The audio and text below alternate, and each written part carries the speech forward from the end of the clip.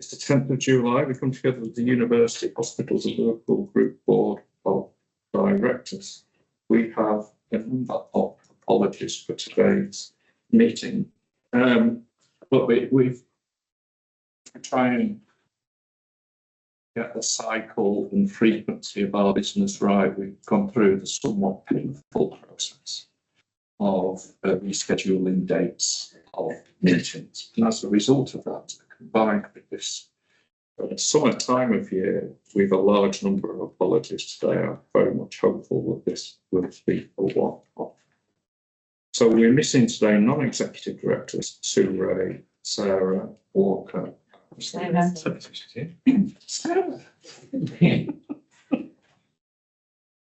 Very good to see you. Sneaking up behind me like that.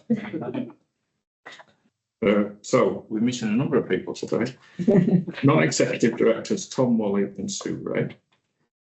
We're missing executive directors Rob Foster and Shahida's here. Representative, welcome.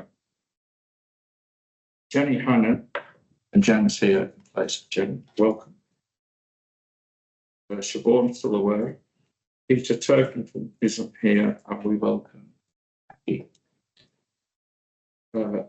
in place of Peter. Everybody, all of that. As always, our meeting is being live streamed.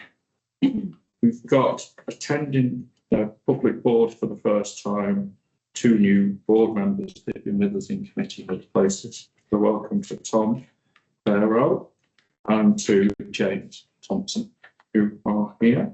Be well known to everybody. We've also got in a major announcement, the new inpatient catering company Appetito will be providing samples of lunch for us today, which we will.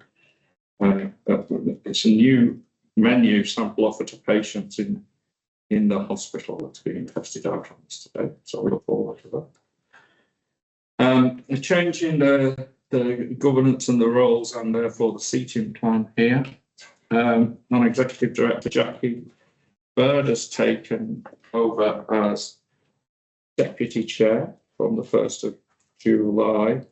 This timing of Jackie becoming a deputy chair coincides with Tracy leaving the board. Tracy was, the deputy chair of the Old Liverpool Women's Hospital board, and with other demands and pressures with Mike away from our board, which have been changing lately, we've taken on a new job. This was a good time for us to make the change.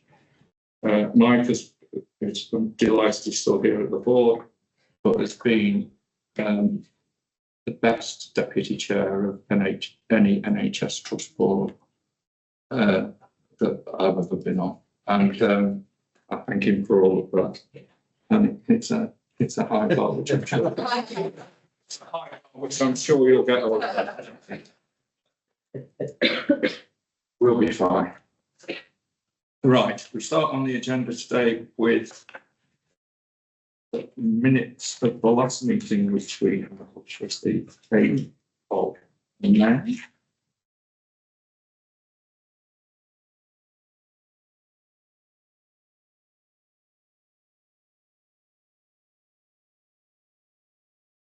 What's accuracy or clarification anyone has on the minutes?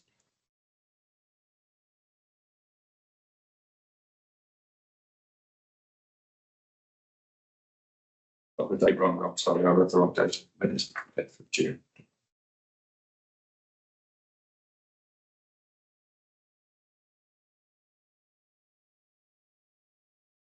You intend to approve the minutes of the meeting? Yes. Thank you very much.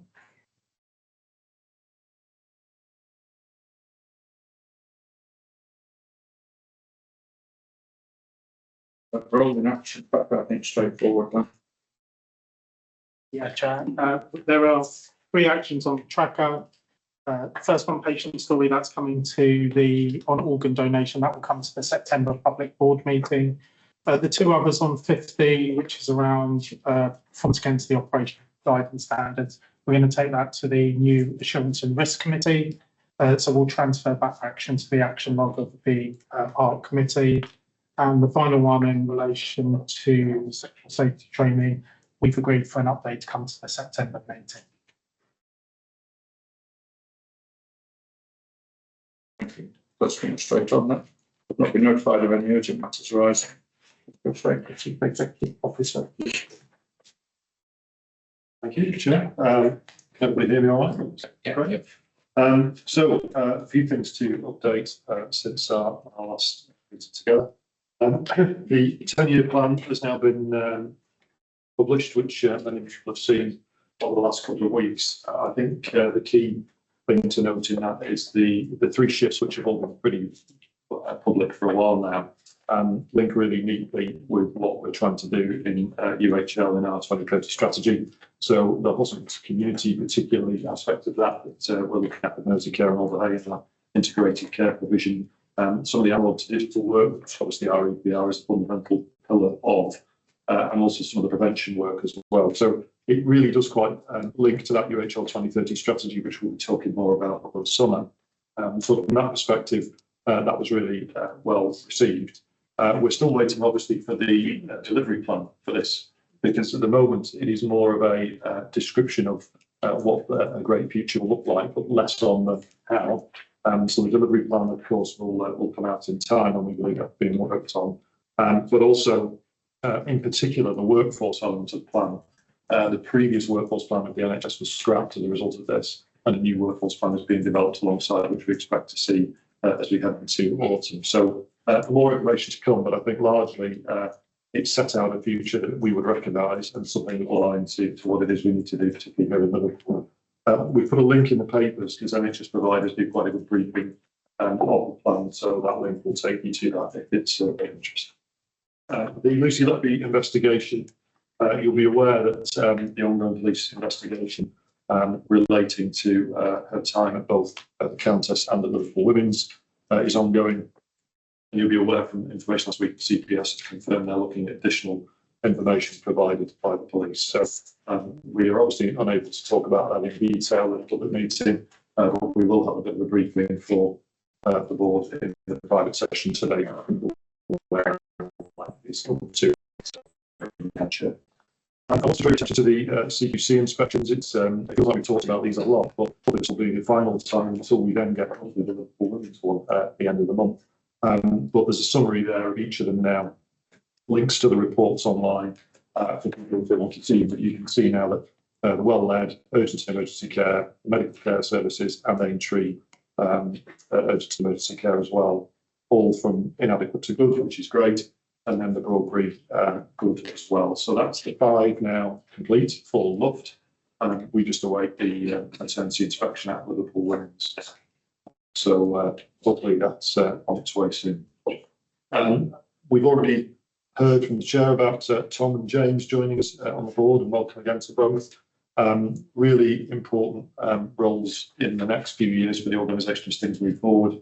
What I'm particularly delighted about is that both Tom and James's role are shared across LASP. So this is the start of roles being a corporate service that provides a function to the file organisations. And in particular, both will be very busy over the next 6 months as we develop the UHL strategy, and obviously our commercial strategy is part of that as well. I wanted to mention the change to governance, which is in the papers and people will be familiar with, but just to clarify again, given the significant amount of information that we cover in our board meetings, but also the need to get into real detail on areas of particular challenge, so finances in particular at the moment. And we've moved to a system that we used to employ, which we think is a better way of distributing the detailed focus on the operational from the strategic at the board. So the Assurance Risk Committee has been put back into the organisation. So important to note that meeting is shared with the public, it is recorded, it is put on the website. So for transparency, everybody can see what's discussed in there.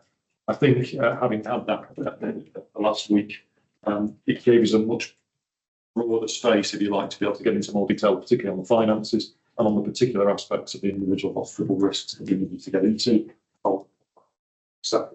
We've also had the NHS Performance Assessment Framework provisional ratings, which have come out in the last couple of weeks. So you'll be aware now that this new assessment framework has been developed. It is based on data, and we'll talk more about this later on in the private session, just around the calculations. We don't understand exactly how it's calculated yet. That there is a meeting today, I think at 2 o'clock, that's going to describe exactly how all this fits together and how the ratings are determined. But provisionally, Luft has been placed in segment 4 of 5, and the women's in segment 3 of 5. What we do know is if you have a deficit, you cannot be better than 3. So what we need to understand is why Luft is 4. And that's the bit we're trying to understand at the moment. We think it's possibly related to people indicators, but we'll know more today.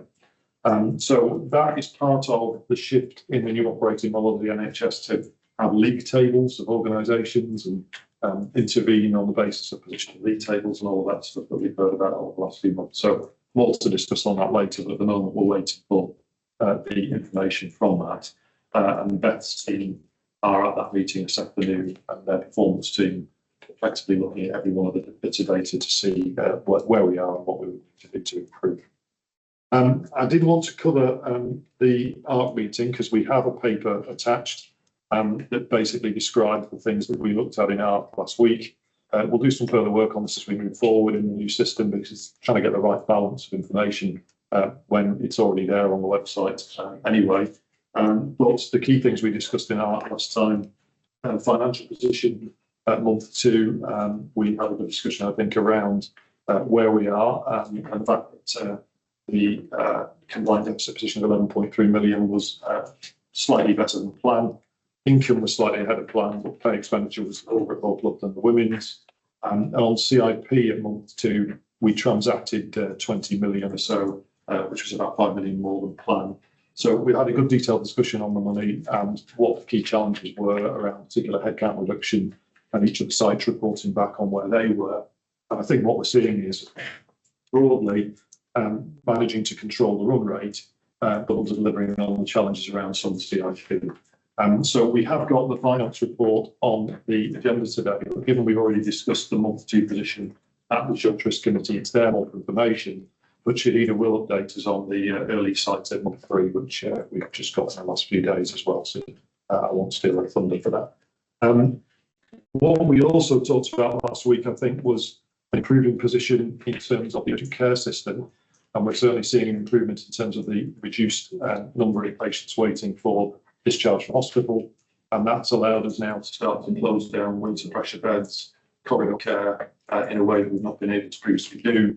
And as a board, we got something like 90-something bed closures over the last month in relation to that improvement, but further work still to do on that. But I think that should give us confidence that's something we've not managed to do in previous years. Now, how much of that is related to the summer period and how much of that is related to the reduction in beds is to be determined, but it's still a significantly better position than we were the last 2 years on that. So that should give us some green shoots of hope on the urgent care plan. We heard about some of the elective pressures, and again, we're still battling the 65-week challenge in a small number of specialties, but that is improving, and we'll talk more about that obviously in our next Insurance Risk Committee. We covered a few of the risks, and there were some that I was particularly conscious of were flagging at a high rate. So in particular, the meds management pharmacy issues at Liverpool Women's, which is in the pack. Liverpool Women's have since approved a business case to resolve that risk, so we expect that now to reduce. And largely, I think most of the other risks were related to the challenge around delivering CIP and managing the vacancy controls issues. And we still think that's going to be a big issue for not just our organisation, but all of the Cheshire Mersey organisations, as we hold vacancies with these sort of enforced controls. How you manage that from a sort of staff morale basis and agility of some of the systems and processes that we've got. So I think we had a good discussion last week on that. I think the new system seems to be working well. So it was really to ask the board of directors to note the update and report, note the chief executive report and the strategic update, and happy to take any questions, Chair. Thank you. Point, questions, observations, legals. Thank you. Do I have to do anything with the microphone? I have to press the button. Allergy. I know that the improvements have been like in terms of the CQC. It's really start when you see it, and I think it's really impressive. So I think, well, congratulations on all that. I think just a couple of points from me. I hear the point about the alignment of the strategy and all that. I think it'd be helpful to get a visualization of what the community care impacts might look like for us as soon as we can. I thought the illustrations were interesting, but possibly slightly different from what we're thinking about. So I think if we can just get a visualization of that.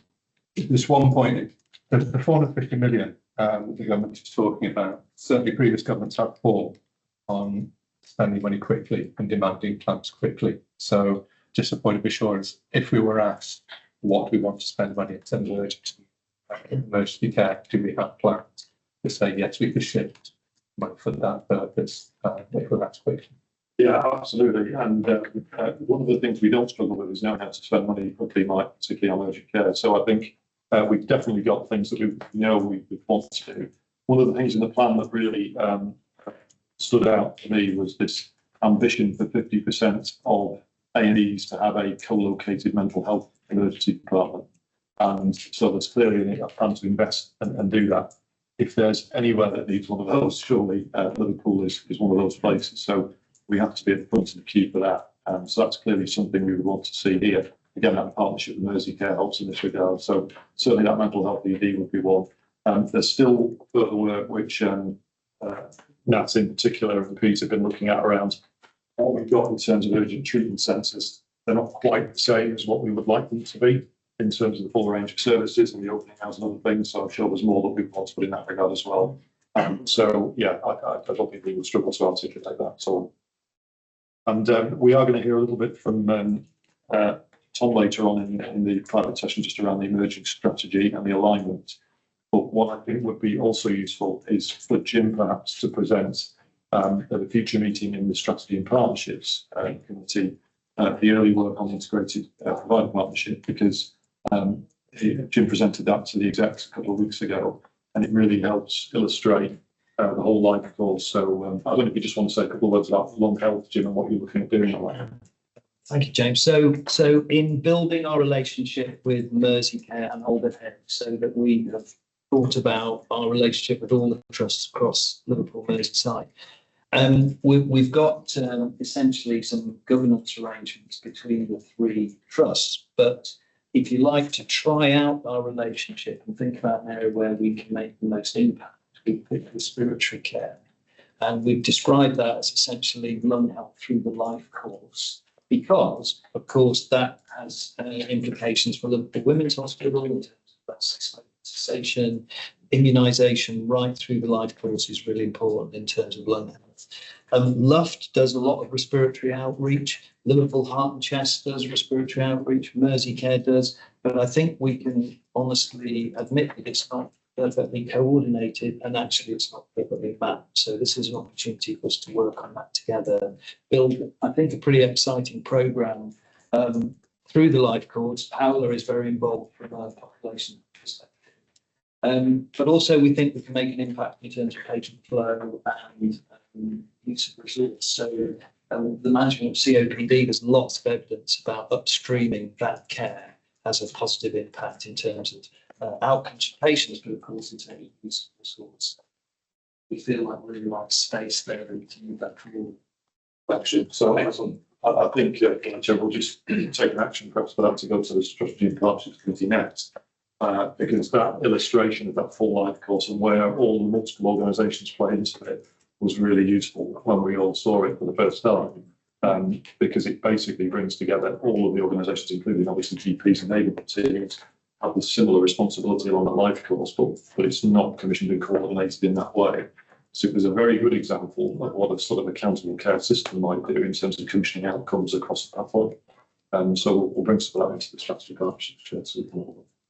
Thank you. Any other points? Jim and David. Well, I wasn't sure of the timing of this, Chair, but I wanted to raise the issue about industrial action. So it was announced on Monday by the Residents Doctors Committee of the BMA that resident doctors will take industrial action That's going to be from 7 o'clock on Friday, the 25th of July, or following all days at 7 o'clock on Wednesday, the 30th of July. It's a while since we've been around this loop, but we have well rehearsed EPRR processes. So our teams are working up their plans now. The first of our formal meetings is on Tuesday morning at 8 o'clock, and we'll run that in a command and control way as we've done previously.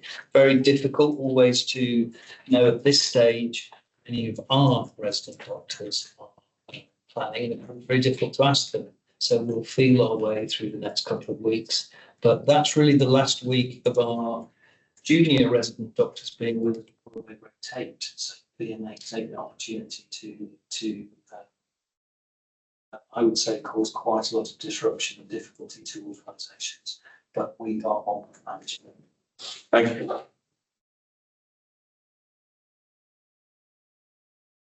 Yeah, thank you. Thank you. I just wanted to say, as Mike has said, it's really impressive when you see the CQC assessments presented that way. It's really a tremendous improvement. Well done, everybody. And also to say we've got the Assurance and Risk Committee notes there. I thought it was really useful having the Assurance and Risk Committee meeting back because it gave us the opportunity to delve into detail that we probably have been doing at board inappropriately in the last few months, but that gave us some space to dig into the detail, take extra assurance. So thank you for that. Thanks, David. On the 10-year plan, we'll talk much more about the different dimensions of the plan over the coming period as we move forward.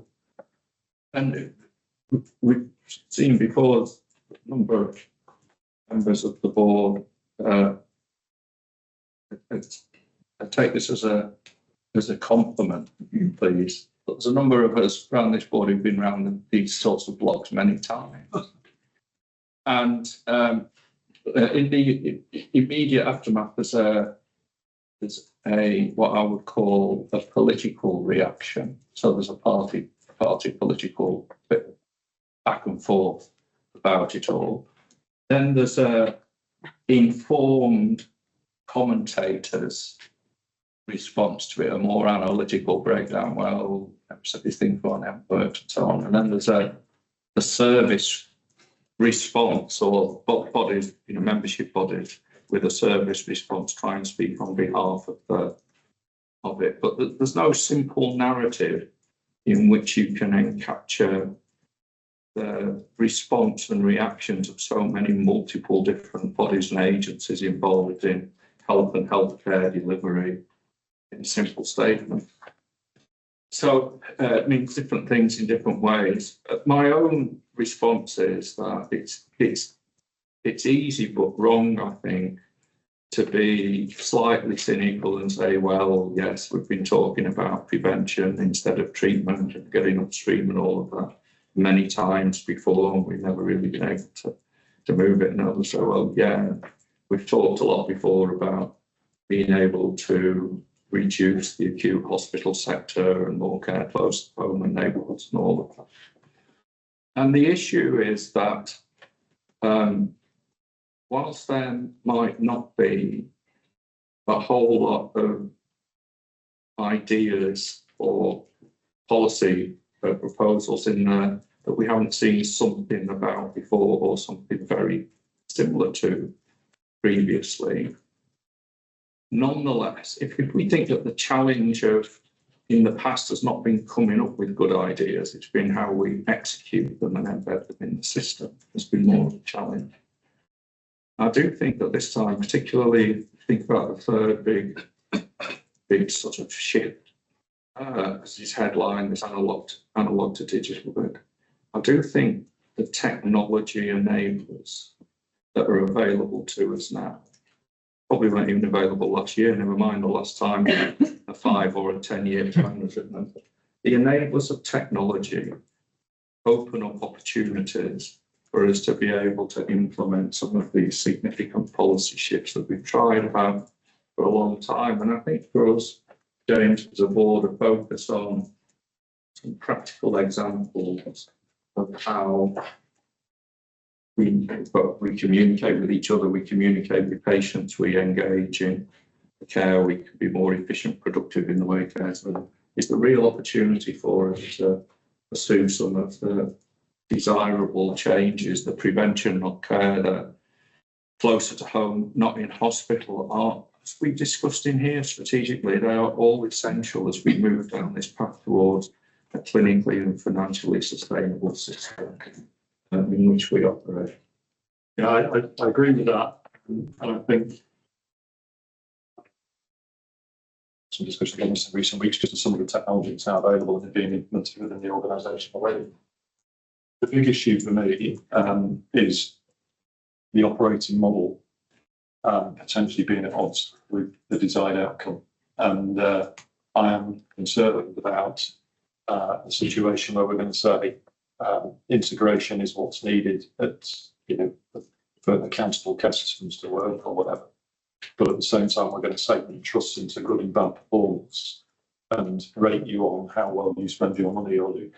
Those two things for me still don't sit in easy as easy companions. So we need, again, I think through the strategy and partnerships meeting, we need to get into some of the risks and how we're going to manage those risks, because right now today, Chief, of course, cash management stuff later, but we're sitting in a system where for the first time ever, organisations are supporting each other with cash that's been built up by virtue of tariff differences and all the things we know about. We're starting to work together in integrated ways to look at how we could deliver care on long term. And then at the same time, someone's going to come along and say, yeah, but if your balance isn't this, then you're a score 2, not a 1. And if you're, and that stuff will do for us if we're not really careful now. If we deliver the last structure and we can get that to work and we can get the financial framework to work, I think that solves that for the. And then we also need to get into some different structure with Mersey Care and Alder Hey around financial frameworks and agreements, because otherwise we'll see this sort of retreat of everybody.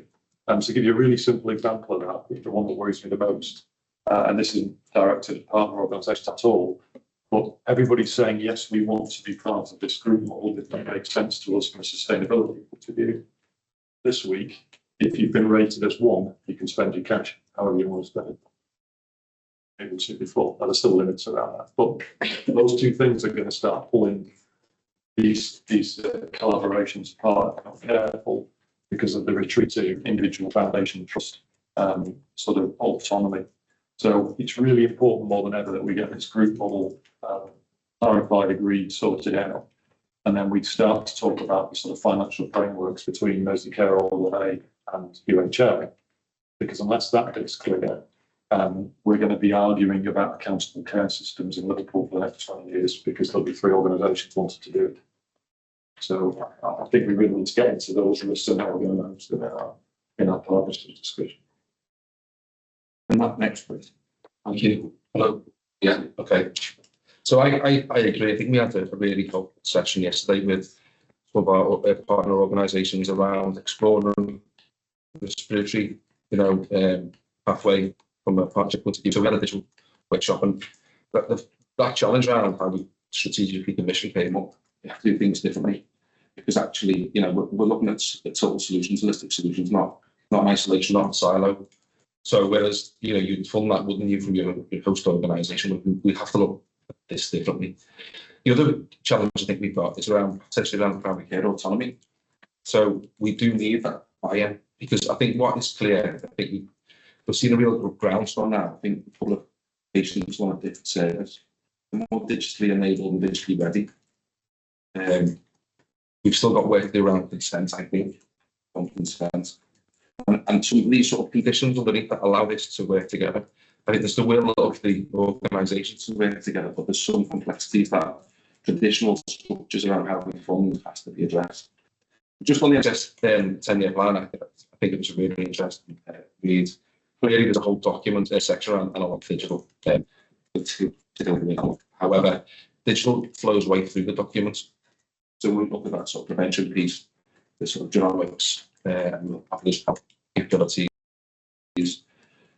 From an acute community perspective, it's how do we free up the digital burden in our organisations? It's about, and I think our group model not our single operating model will help with that in terms of simplification, and then some of the other capabilities such as AI, safe AI deployment, some of those innovations. So I think there's a really compelling answer I think we could develop to that 10-year plan aligned to our UHL 2030.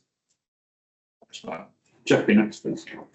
I agree with all been said, and I think there are opportunities, and but what's not articulated well enough, I don't think, in the plan is what it really means and what size of the neighbourhood.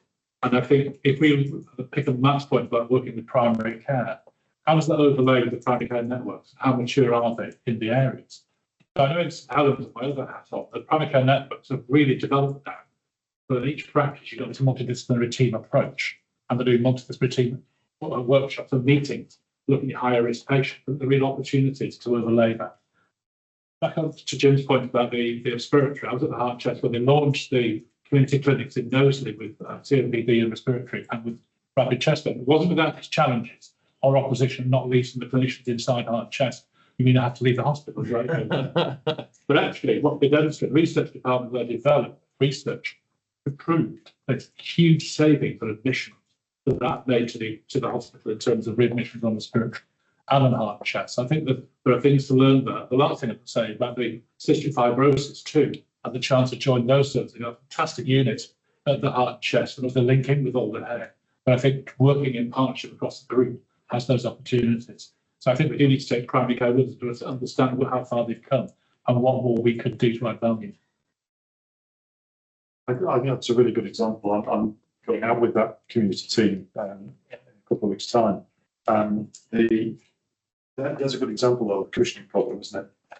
So they put a gold standard service, I think, out of Heart Chest, but just into Knowsley, which reduced readmissions from Knowsley only to probably MWL and a little bit of entry, whereas the rest of Liverpool was just a sort of free market, everybody have a go, and several different models, and no real clarity about whether it's effective or not. So there's the opportunity, isn't it, to say, look, if we've got a gold standard service that we think works well, it's audited, it's researched, let's take that as our model across the broader system. But what you can do is develop, and as St Helens, I wanted to bring that further, that was the limited resource. What you can do is work with the primary care networks and the practice nurses and develop a number of specialist nurses dealing with respiratory, because that's where you actually get the biggest buck connected to. Sarah.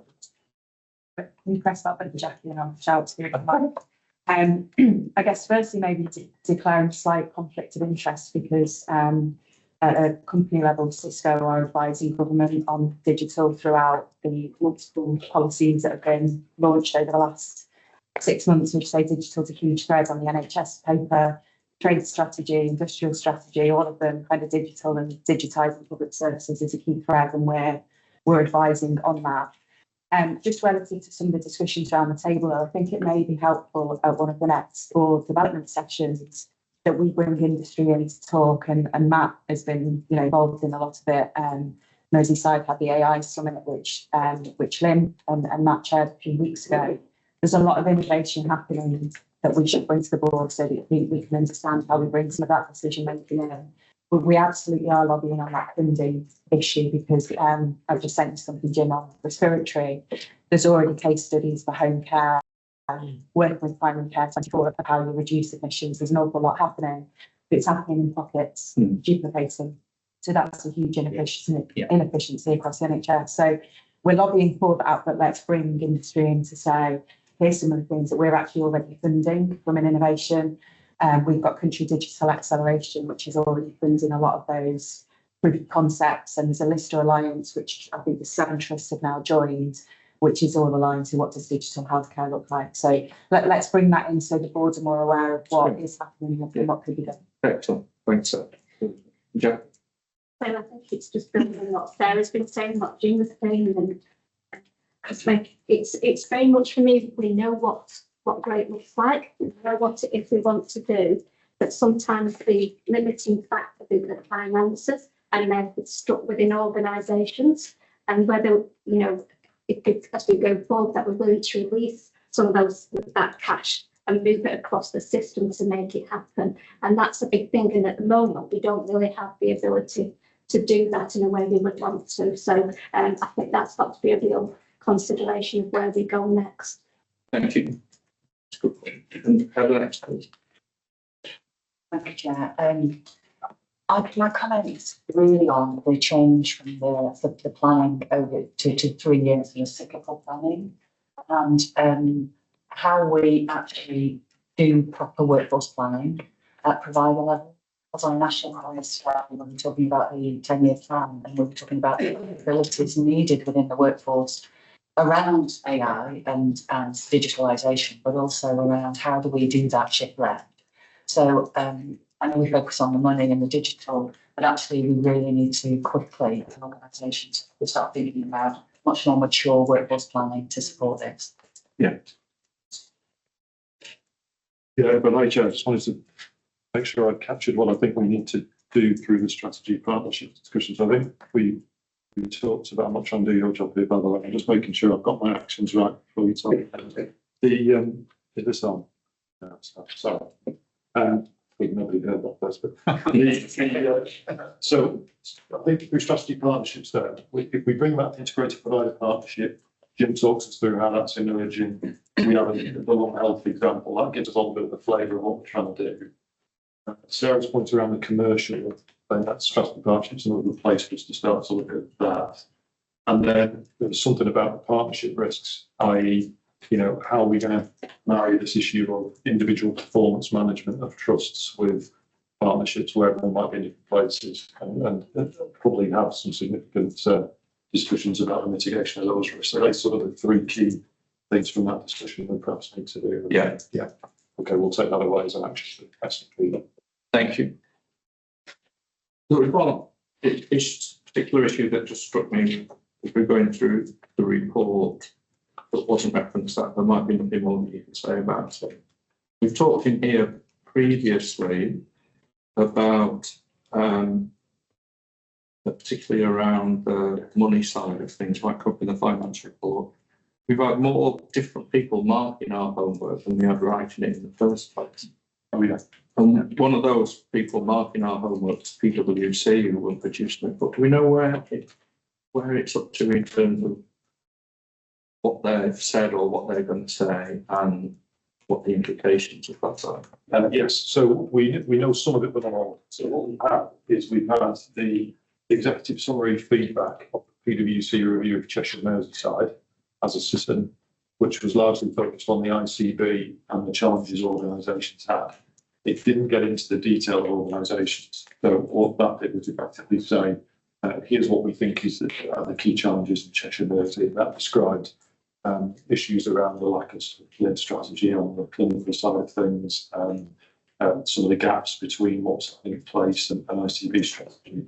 It obviously describes significant challenges in the provider system and so on. What that's resulted in was feedback to chief execs, and then individual providers will all have a monthly meeting with PwC, NHS England and the ICB to go through their numbers. That's every trust. And we expect those probably to become monthly performance meetings on the money. That's all we've had today. Now, we are due individual provider reports. So but those haven't landed. There was on the Cheshire Mersey Chief Exec's WhatsApp group last night. There was people asking, has anyone had one yet? But no one has. So they're imminent, and we don't know what that's going to say. So we would get a report for Luft, for Women's, for Manchester, and so on. So we're still awaiting those. So all we know so far is meetings at the end of month 3 to look back on month 3, and then probably monthly meetings thereafter. What we haven't had is an opportunity to discuss with the ICB what their remediation plan, action plan is going to be for the things that it's suggested needed to improve there. But we do have a meeting tomorrow with the ICB and CEO, so I expect one more. Okay, thank you. Now, as we've referenced, we had re-established the Insurance Risk Committee. We met, went through detail. There's quite a detailed report that's come attached to the board papers, and a number of items for escalation, as James has referred to. So I'll pause to say, are there any other particular questions that the world's moving fast around us? I'd like to ask in a moment. Natalie and Becky just to give us a temperature check where we're at as we come together in public board around emergency care pressures, so on, and how all of that's put through. Before I turn to that, is there any other issues from the ARC papers that members of the board want an update on or a sense of? Jeffrey? Just a presentational issue, really. It was a really big meeting. And the information was there when it come to it. I had to look for it in a way to dig for it. And because of our challenges on the workforce, it's really useful if we could have a linear 12-month plan, month by month, where we're hitting our targets in terms of the staff plan. And you can see at a glance.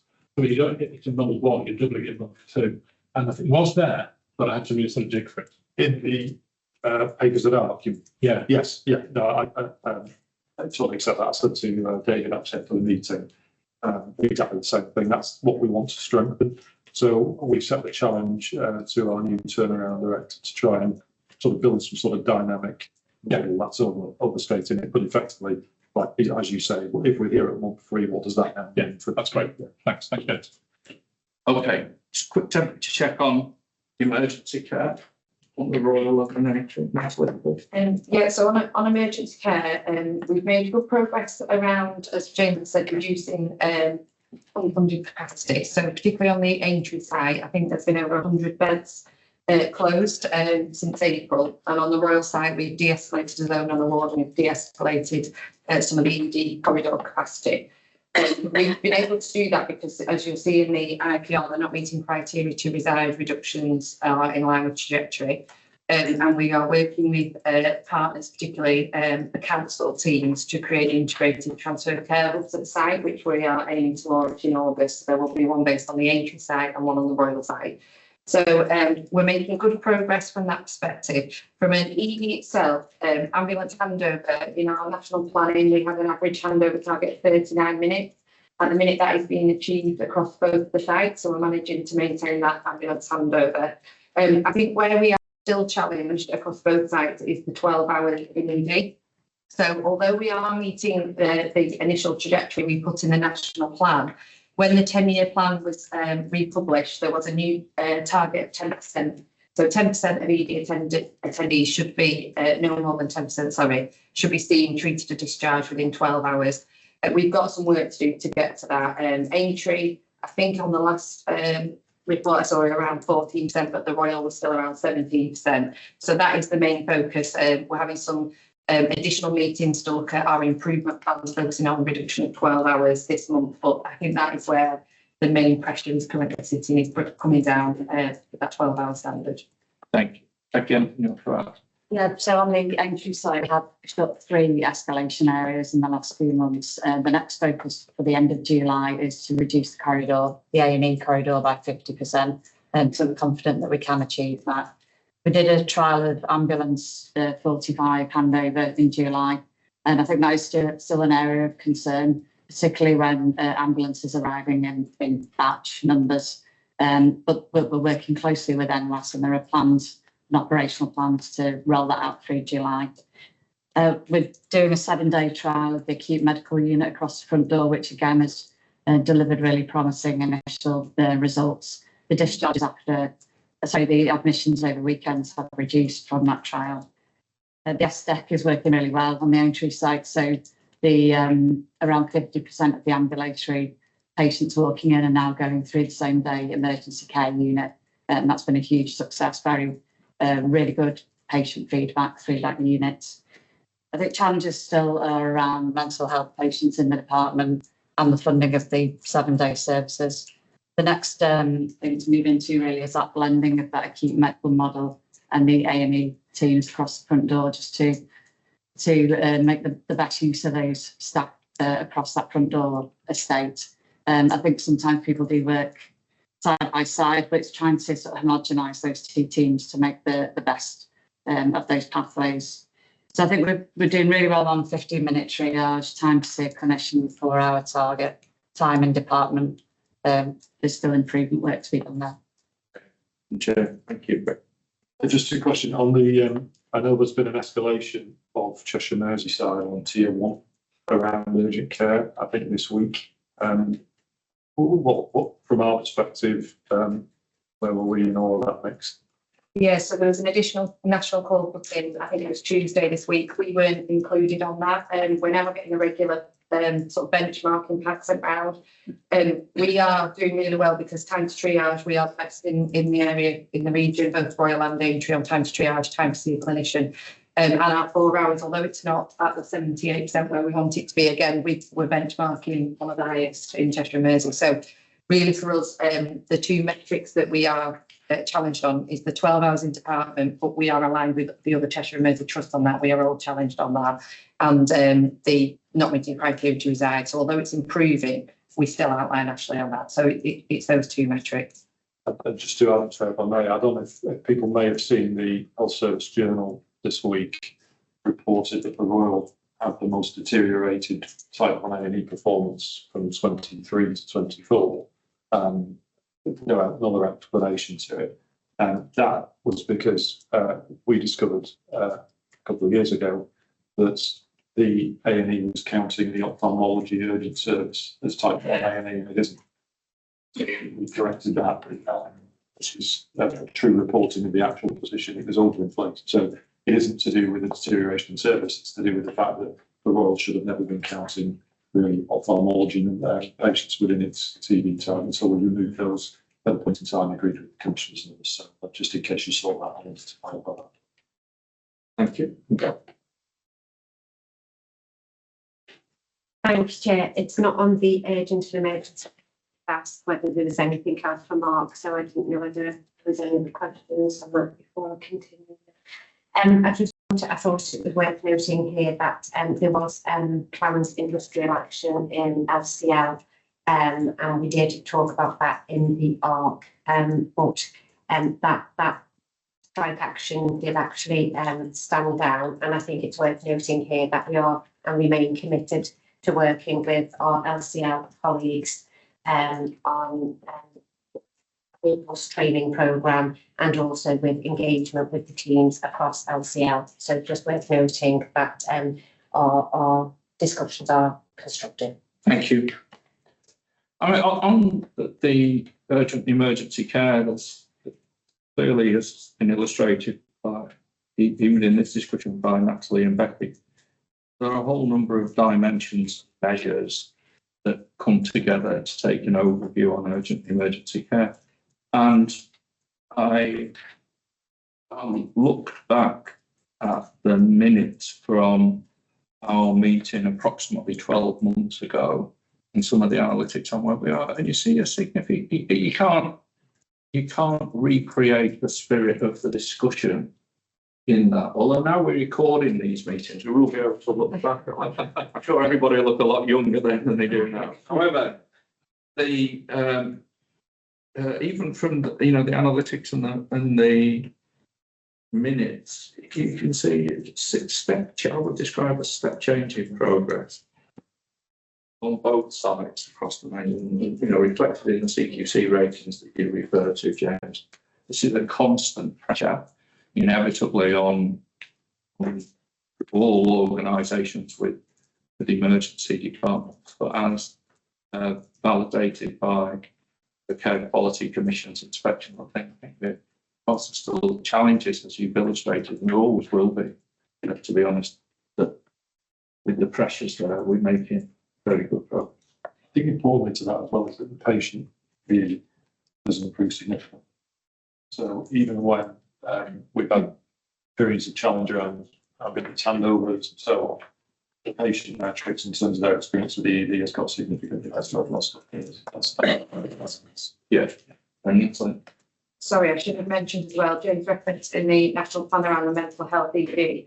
I've linked with Mersey Care, there is already a case submitted and they're going through now to the National Theme Review, which would give us a mental health ED in Liverpool. We're just looking at the location of it, but they see it as a key priority. So I think that could be a really positive thing. Who'll make that decision and what will they make? They've submitted the case to the ICB who are supporting it. So I think it's now going for national review as part of that capital bid. So they've found a site from where they would like it, which is actually on our Broad Green site. And they have put in a capital bid to create the facility. So I think they're just waiting now for feedback. Excellent. Unusual location. Brilliant. Okay, thank you. Let's move on. Group finance update month 2. Shana, welcome. Thank you. Everyone hear me? Oh, sorry. Can everyone hear me? Okay. So as James has said, the monthly paper is in the pack, and we did go through this in detail at the ARC meeting last week. So I'll provide a brief summary of the monthly position, just so that the board are aware. As a group, the combined position is 16.3 million deficit, which is in line with plan for both organisations, which is positive.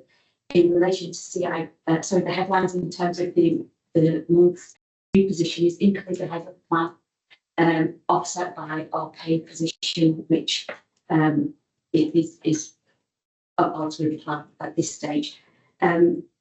In relation to CIP delivery at group level, we've transacted 26.4 CIP against a plan of 21.9, so ahead of plan by 4.7 million.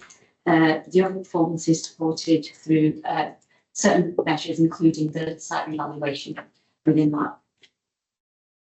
For the board to be aware, schemes across all the group have been identified to hit the target for CIP. So 130 million worth of schemes have been identified across the group, which is positive. There is risk in the position. At this stage, 50% of the overall target is risk rated blue and green, which is really positive, given we're in month 3, into month 4. In terms of key areas of concern is the pay variance. Our run rate has broadly stayed in line with 24-25 full time equivalents. There's quite a bit of work going on within both organisations to manage that. CIP delivery, again, as I've just said, is being monitored quite closely and at a weekly level at both site level and also to the execs. The other area I want to highlight for today is the cash position. It was confirmed earlier this week that the deficit support from the Cheshire and Mersey will be used for quarter 4. So that places risk for the group in the region of 15 to 16 million for the quarter. So it does put our cash position in a difficult position, particularly at the women's, which is August, and at Luft is September. So we are having to take measures to control cash management. However, we are looking within the last group to how we can manage that internally within the group. The big 3 organisations within last have a strong cash position. And yesterday it was confirmed that Liverpool and NHS are going to support Liverpool Women's in relation to cash for the August position.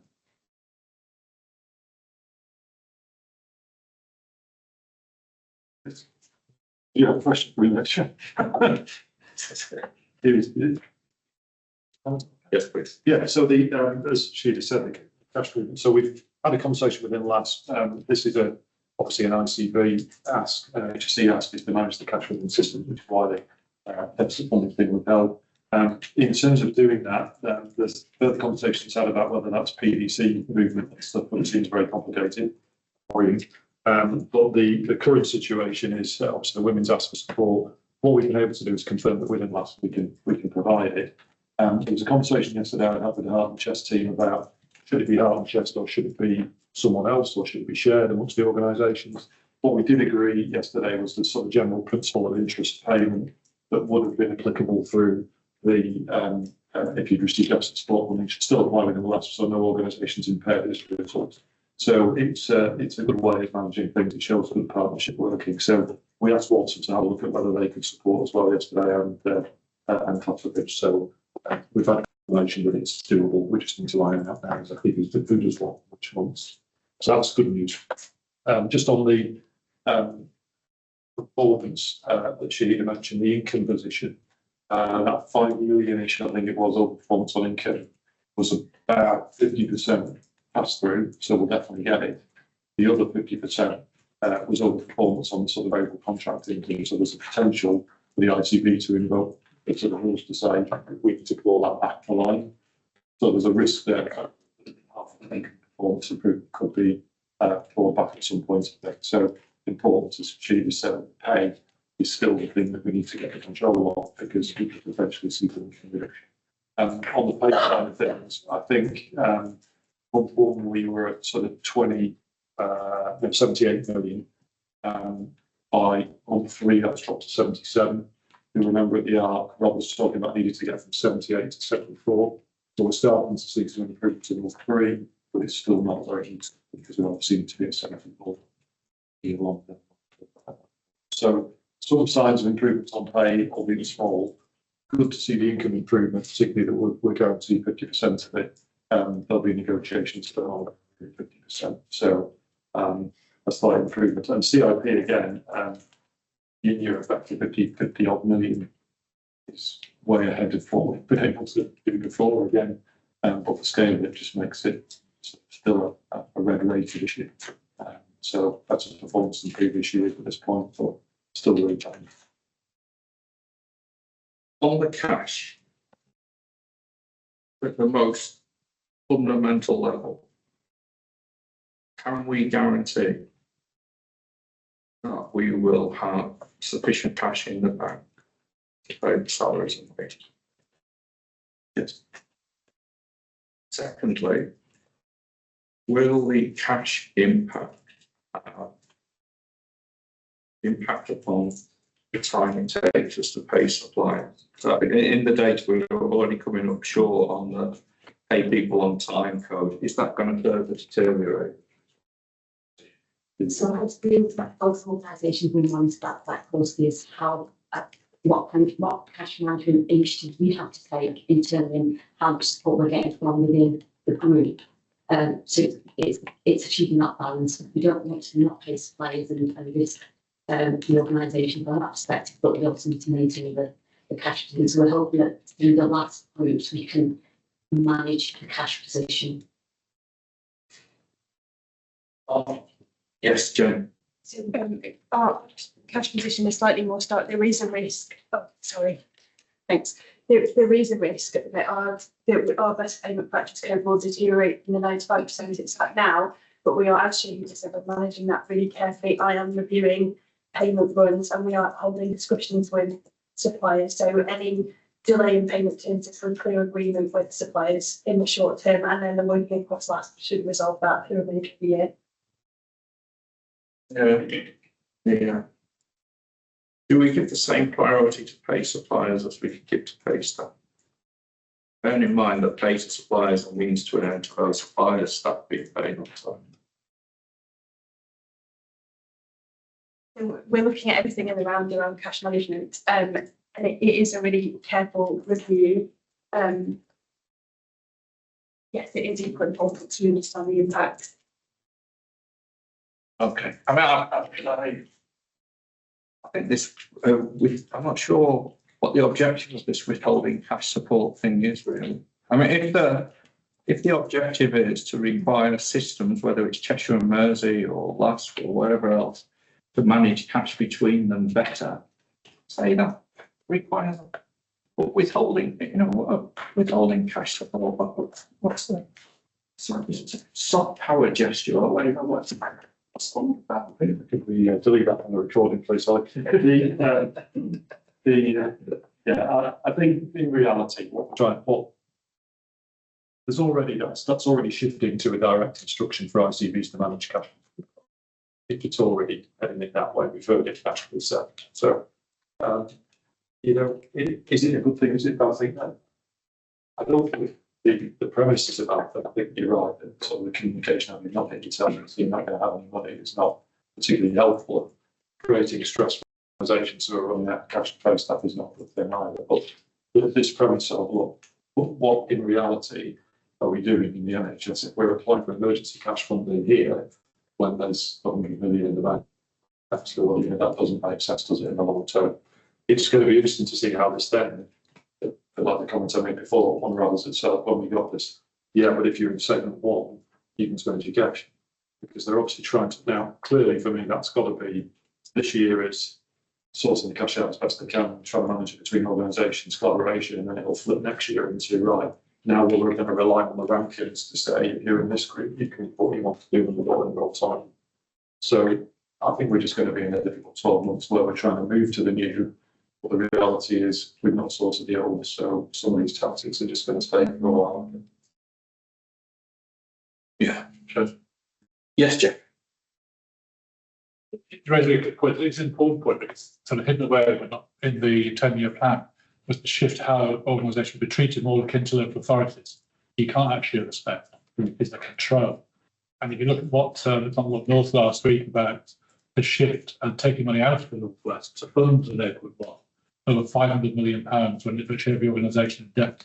But you make a good point about the cash balances. When Dale and I were involved with Cheshire and Merseyside and we looked at the North West, what the money was in the banks, it was in excess of what was in the deficits. So if you're sitting in London, you're thinking, why can't you sort that out when it's over here and it should be over there? I think there is a challenge across the organisations to say, well, actually, between us, we need to manage the cash better. All of this deficit support funding that exists that gets paid out every year, to cover these gaps, is effectively going to have to be recycled back into the NHS, isn't it, as funding to try and develop the new model. So you can sort of see why they're not keen to just keep pushing it out without tighter rules around how it's going to be allocated, because that is effectively the funding for the shift to be recycled and why it's worrying.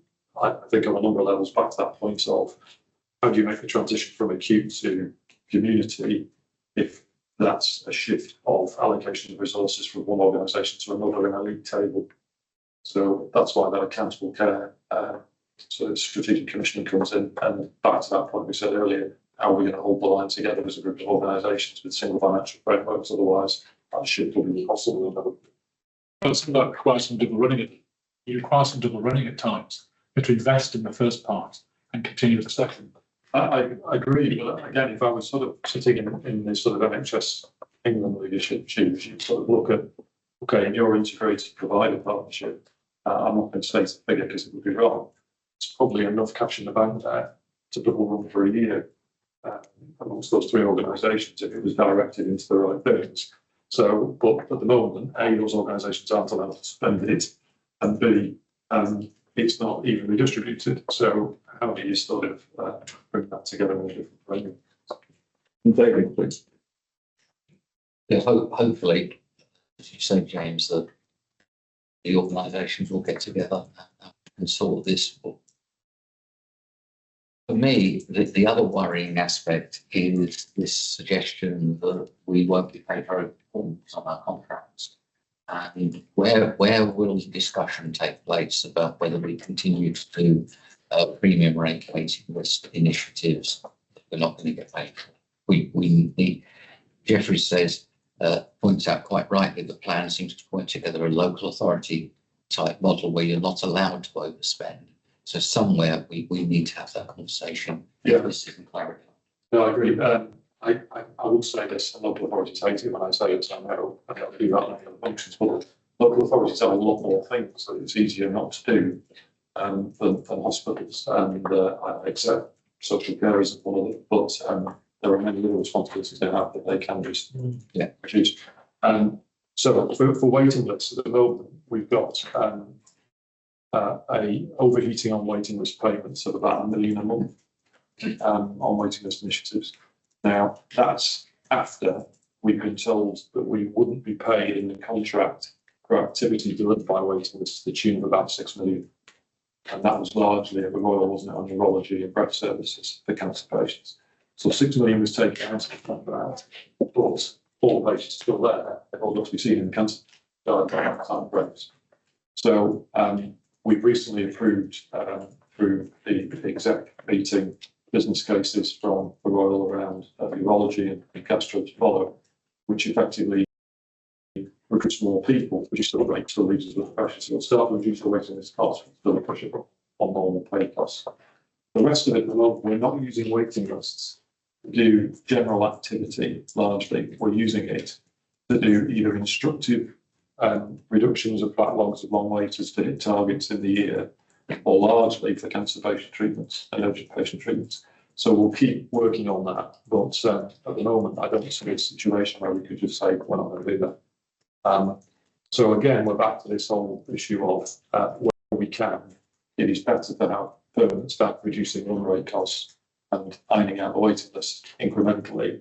But as for just removing $1 million a month, that would be hugely difficult.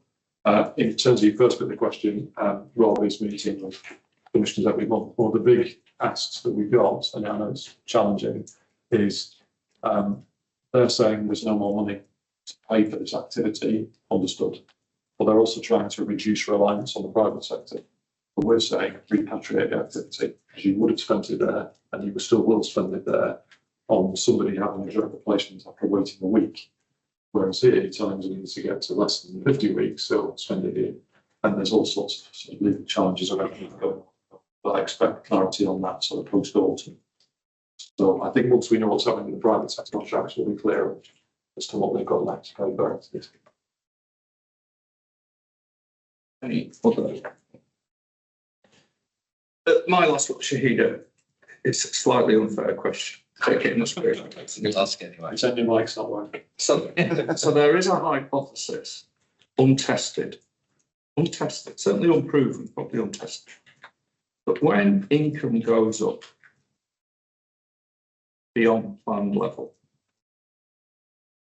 the unit can have a bit of a sigh of relief. We don't need to keep our foot on the pedal now, the cost improvement, because income's up and it can bail us out. And we find ourselves chasing again, playing catch up on the pay budget. Is the income increasing to make it more difficult to make reductions in the pay budget? Obviously, she didn't want to answer stuff. I stood in the Royal Lecture Theatre last week at Jim's Central Senate, and made a very clear point to clinicians predominantly in the room. There is no opportunity to earn our way out of this financial challenge. So don't think that by doing extra and throwing on more work, we're going to be in a better place, because we're not. The only route out of this is cost reduction. So we're very clear that that will happen. And even then, I did get a few questions from clinicians saying, how, but we're not being paid properly for the work that we do, so we coded more, you have to give us more money. That won't happen. And we did get, but what about if we just did some money? That won't happen. So we are being very, very clear across the organisation that cost reduction is the only route to getting this to balance, because other forms of activity just isn't, the funding isn't there for it. And over time, that may change, as again, reliance on the private sector will reduce a little bit. But right now, that's where we are. And we also know that, as Jeff said earlier, the distance from target, or whatever the latest phrase for it is in terms of allocations, is that Cheshire and Mersey need to spend a lot less delivering the same amount of care or more in terms of the allocation scale. So that income challenge is not going to go away just this year. It's not going to get better next year. That's going to be a picture. So yeah, we're very clear on that. Very clear on that. Just to concur with what James says, the focus is, income. The plan's based on the forecast outcome for last year, so the opportunity to generate additional income with the resources we've got is limited. However, the other performance is there at the moment, but the focus is absolutely run rate reductions, and that's the only way out of getting us into a better stable position, or a sustainable position going forward. Okay. Sure, let's proceed. Any other points on this report before I move? Okay, thank you. Well done. Let's move on. Been looking forward to this for months. Group transformation plan. Mr. Tim Cole. Pressure there, Chair. Thank you. Obligatory sound check. Can you hear okay at the back? Yeah. Thank you.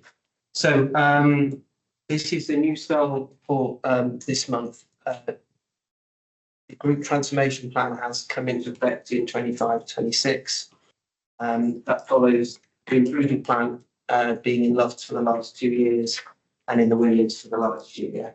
It's intending to test how well we are delivering portfolio management in the organisation, and that's asking 2 questions. 1, do we have the right projects and programmes to deliver on our strategic objectives? And 2, are those projects and programmes delivering effectively? The report isn't intended to provide granular milestone and risk information about those projects and programmes. That will come from the Hospital Management Board reports, and through the Transformation Board will be considered at the Assurance and Risk Committee and the Strategy and Partnerships Committee. And this is intended to say, are we set up appropriately to test against our big strategic challenges? So things like, are we effectively set up to deliver our UHL 2030 strategy when we have it? Do we have in the programme projects that reflect our material risk around operational performance? How are we doing on our financial recovery? Are the BAF risks that we consider important being reflected in the group transformation plan? Our main shifts in any regulatory environment or external mandates, do they come through in the group transformation plan?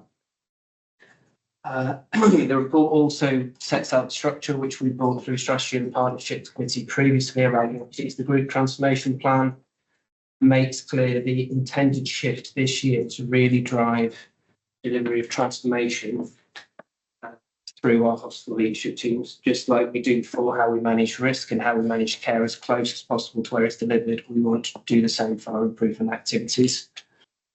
The paper is suggesting a sort of 5-point framework to use for these quarterly reviews, namely strategic alignment, delivery assurance, responsiveness of operational performance challenges, financial grip and CIP integration, and risk and regulatory responsiveness. So briefly, I'll take the paper as read, but just draw out a couple of things in each of those areas before I open up for questions. In terms of strategic alignment, we will be hearing more about the UHL 2030 strategy in the private board later on. We've previously trailed the 3 care models within it, and you can see there is strong alignment within the improvement plan and group transformation plan projects against that strategy, which is encouraging. Interestingly, the 10-year plan landed after the paper was written, but if we consider the alignment against the 10-year plan, as James already talked about, there is good alignment with what the content of the group transformation plan and a 10-year plan, which is encouraging. I've drawn out in the paper, as we've already heard in previous discussions, we have, in terms of our care model in the strategy around diagnosis and treatment models, we have projects around DTC and improving diagnostic performance, but there's a significant opportunity across all our specialties to really consider how do we reinvent how we do our outpatients model, how we do diagnosis and treatment. So I think more of that will come through in future updates. And similarly, I think we're, in terms of the maturity of our integrated care partnership, I think we've made real strides in the last 3 to 6 months, and Jim's been talking to us about the lung health opportunity. I'd hope much more of that will come through in the plan in future iterations. In terms of delivery assurance, we at Q1 come on to CIP risk. We've talked about that in the financial update. I think well set. We've got the improvement plan methodology now embedded into the hospitals. Hospital Management Board and managing directors have, in the last reported round, started to get their information on their programmes reported in the way we do in the improvement plan. They're now getting that through transformation boards, and that will come into the next round of our reporting. So I think we have a model that is well set to provide delivery assurance, and I think importantly it's scalable. So we now have a hospital-based model that, as and when future organisations work to join the group, this model can be expanded across that. Again, on ops performance, we've talked about UEC, we've talked about productivity already this morning. I think the group transformation plan is well aligned to our big strategic ops and performance challenges. The paper draws out there is a real need to maintain an equal focus on quality and operational performance. One of the things the first round of the improvement plan in Love did very well. They had that balanced approach right across quality, clinical effectiveness, financial performance. And it's really imperative, I think, for us as a board, we maintain our own focus on the balance between ops, performance and finance and those trade-offs. It's very easy in a turnaround environment to think, well, everyone's doing it, we've been told, so we'll do it. But we need to maintain our own controls around that. The paper looks at the financial grip and control and also talks about what the group transformation plan has done is completely align CIP delivery with delivery through this hostel-led transformation approach. That month 2, as we've drawn out with the plan, it does draw out the underlying risk as Shahida's done around. There was big corporate schemes in the first quarter of delivery around site revaluation and around the annual leave accruals that have contributed significantly to that. And there is an underlying non-recurrent element in the plan, which will create an ongoing risk for us. I think the risk that we need to focus on as an organisation that the paper draws out is we now have all of our target identified, which is positive, but it's taken us to month 1 of Q2 to get to that point. And really in the world we want to be in, we need to be doing that in Q3 of the previous year. So I think that ability to really identify to cash quickly, i.e. what are the levers we need to pull in new schemes to get to the costs out, we need to get much better at. And I think there's something in that, and it's so hard to do as an organisation. But rather than an annual scramble to identify the schemes, it's getting into an ongoing, where are those value and productivity schemes and initiatives we need to get into. That's easy for me to say, it's very hard to do as an organisation. The last point, the last domain is around risk and quality. I think in the moment we've got a really strong line into the BAF risks, and again we're talking about those today. The two that I think is worthy of discussion about whether we want to do more in the group transformation plan, and this isn't to say we're not doing things in Loughton, the women's around workforce and EDI, because we are. But if workforce is the sort of existential threat for healthcare in the future, there is an argument around how do you sustain your workforce, how do you develop your workforce, how do we really embed leadership in this really challenging environment? Do we want to have more on that within the group transformation plan moving forward? Especially if the hypothesis is proven around it's our people, staff survey plans and some of the people metrics that are driving the performance assessment framework and where we are within that. Finally, I've trailed before the bit around us moving from SOF to NOF to PAF, which is the systems oversight framework, the NHS oversight framework, to now the performance assessment framework. James has talked about where we are with that. There's a meeting today about how our level 4, our tier 4 and our tier 3 ratings across Loft and Liverpool have been calculated. When we know more about that, there may be a need to reiterate what we've got in the group transformation plan accordingly. So in summary, the conclusion at Q1 is the delivery is now embedded to give the hospitals and the cross-cutting programmes what they need to drive delivery. We do have a good balance of projects and programmes to deliver against the strategy and BAF. Questions about whether we might want to do a bit more on workforce and EDI in terms of how that's reflected through the transformation plan. And there's a scalable model to support the group moving forwards. Board are asked to note sort of the change and shift of the paper, the 5 domains, and have we got those right? Because the intention is to use those moving forwards. The positive trend in moving towards the group transformation plan, driving accountability within the hospitals, and also the ongoing risks around CIP and the points around workforce and EDI. And we may need to react to the performance assessment framework. We don't know that yet, and we'll be able to report back in the next quarter. But happy to take any questions, Chair. Very good, thank you. James. I just I'm often excited, and I was when I wrote this. It's sort of felt like I think it's the first time in the 3 years that we've actually been able to demonstrate how it all fits together from both the strategy perspective, the operational challenges, the way things are changing in terms of the NHS strategy, but also how this aligns financial benefits and so on. So it feels to me like, prejudging other comments that you may have, but those domains feel like really good assessments of are we on the right track? And the idea here, the challenge to Tim and the team was, how do we lift this up now into a more strategic discussion with the board about how the whole organisation is moving and drive the accountability, which, as it should be, is in the hospitals around the key things that matter to them. And I think it's really landed that well. So, yeah, I'm very pleased with where we are. Yeah, great. Me too. Mike, please. Thank you. Thanks, Tim. I thought it was really, really good, very impressive. I thought very honest, which I think is always helpful. I think the analytical framework, the delivery assurance, the twin track structure, I think all of that comes through really clearly. I think that was really good. I think for me, three things to reflect on. One, I agree, the workforce, the statements that says there's a material assurance gap, no specific transformation programs or enabling work streams. I think those are two start to be credible in terms of saying if this is the issue that we are identifying. The transformation plan, honestly, to say that's where we are, I think there's a real challenge around that. That would lead me to the second point, which is in the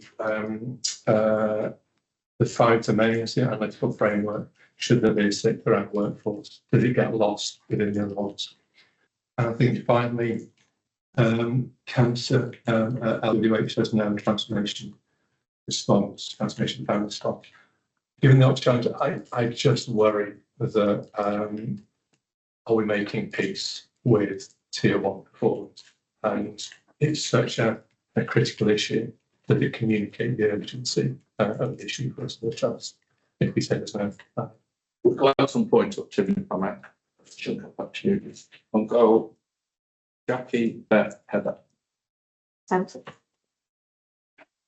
Tim, an excellent paper. So it's the thing for me is, and I think I've got to talk about where we are to in this year's CIP at Q2, that we've not quite got everything there.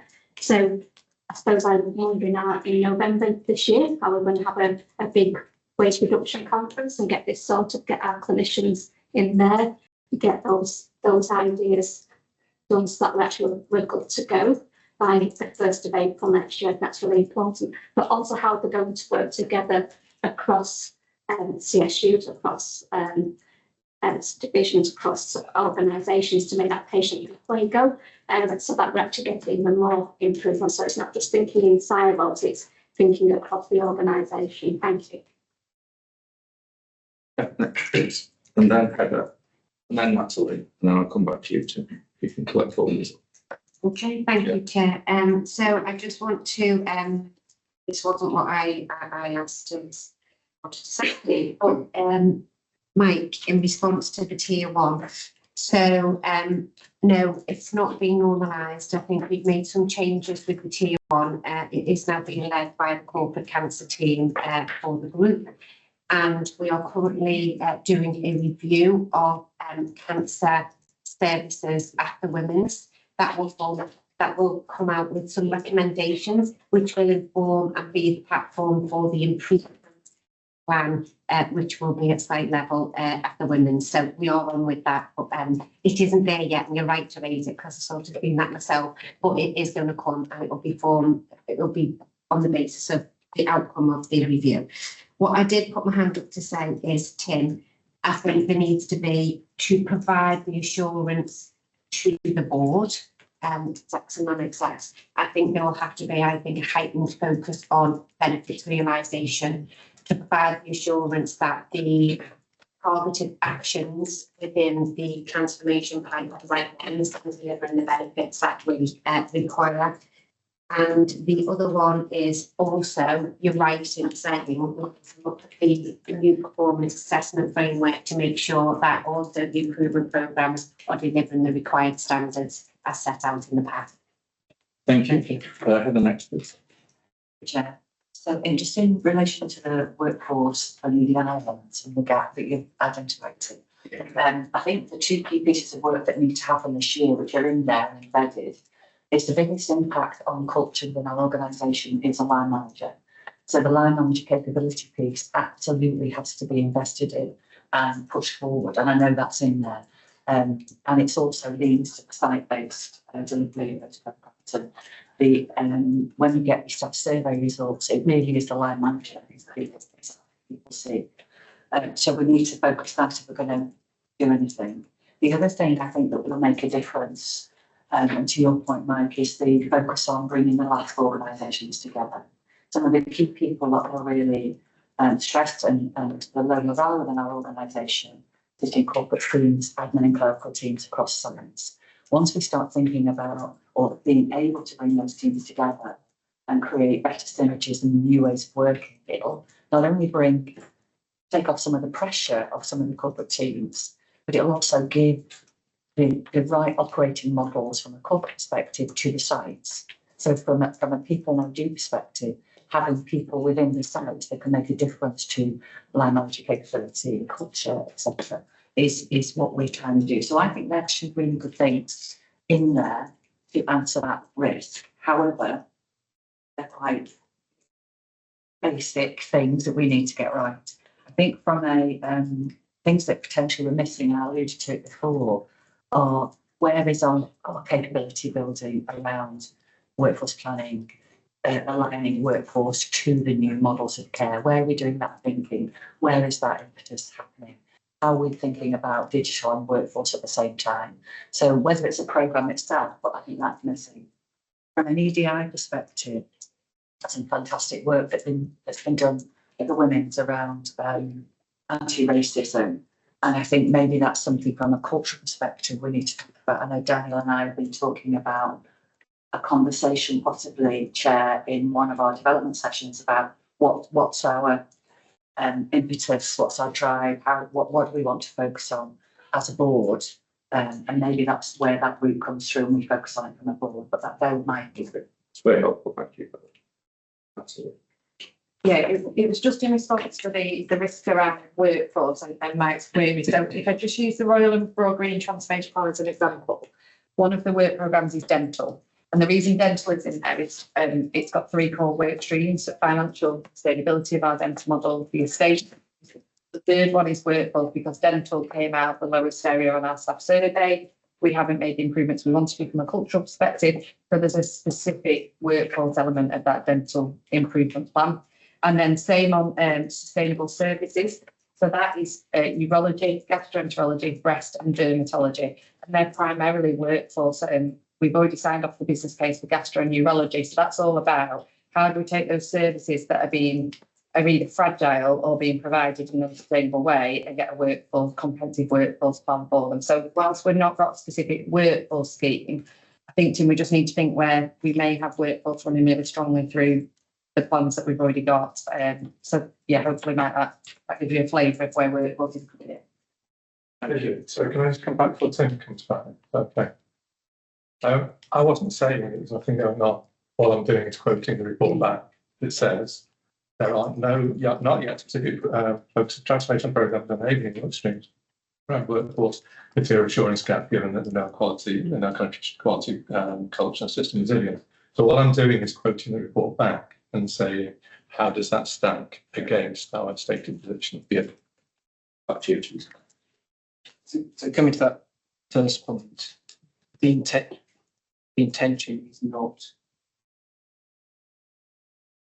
We can reflect on some of the wording from the point is more, if we're saying in our BAF, one of our most material risks within the organisation.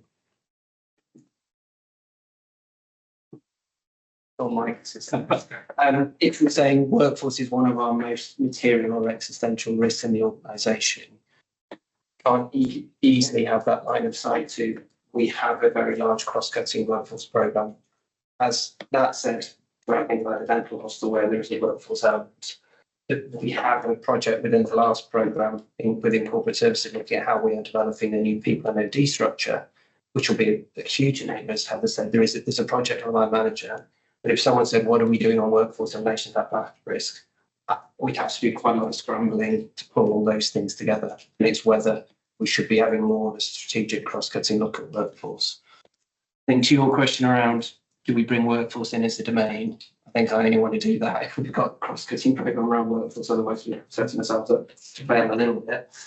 On the counterpoint, I think Beth's answered that around again, there is focused work within the Women's on the council performance through previously the system oversight group.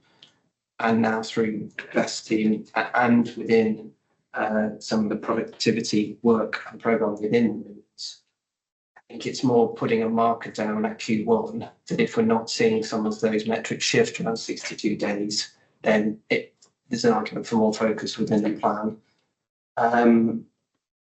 Jackie's point around November and are we identifying those opportunities? I think absolutely it's something we need to start earlier next year. I mean, the challenge that I outlined around trying to move to something that is just a routine rather than annual scrum, that is something that faces every NHS trust in the country. But I think if we're going to be one of the best trusts in the country, we've got to get better at it, I think is the point.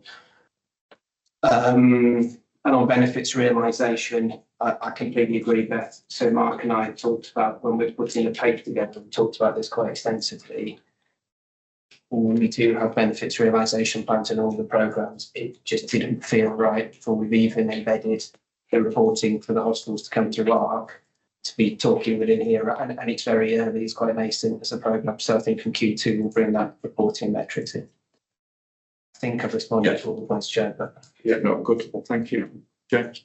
Yeah, I think the workforce one is just at the moment we've got a session in a couple of weeks as exactly our just about what we're going to do around staff morale, because there's a risk if we create, forgive me, I'm saying it as well, but staff wellbeing initiatives that are all lovely, but they mean nothing if you've got 3 vacancies and you're on your own every day trying to do 4 persons work, and that's where our biggest problem is at the moment. And we had our live brief yesterday with staff, and there's a real overwhelming sense that look, morale is low. Vacancy controls, it's making it really hard for us to do our job properly. And at the same time, you have people coming and saying, yeah, the sort of wellbeing initiatives are better than ever. But a massage on Thursday, it's not like that. So we've got to get this balance right between what are we doing around staff development, the recognition, reward, all of those things. And there's no doubt that that's massively better than it was. People were saying that on TV yesterday. But what's starting to tip over is the controls environment that's really difficult is undoing all that work quicker than we can possibly catch it up. So almost in a way, the primary driving has to be coming back to how can we reduce that burden on having those controls. So as I kept saying to staff over and over yesterday, it was like, how much longer do you expect us to go on like this? Because look, everybody get your shoulders behind the corporate service redesign. And we can probably get to a point where we can recurrently reduce our costs because we've got 5 of everything, to a point where we don't need vacancy controls. If we can get there, that's the thing that would make the biggest difference to staff morale at the minute, I think.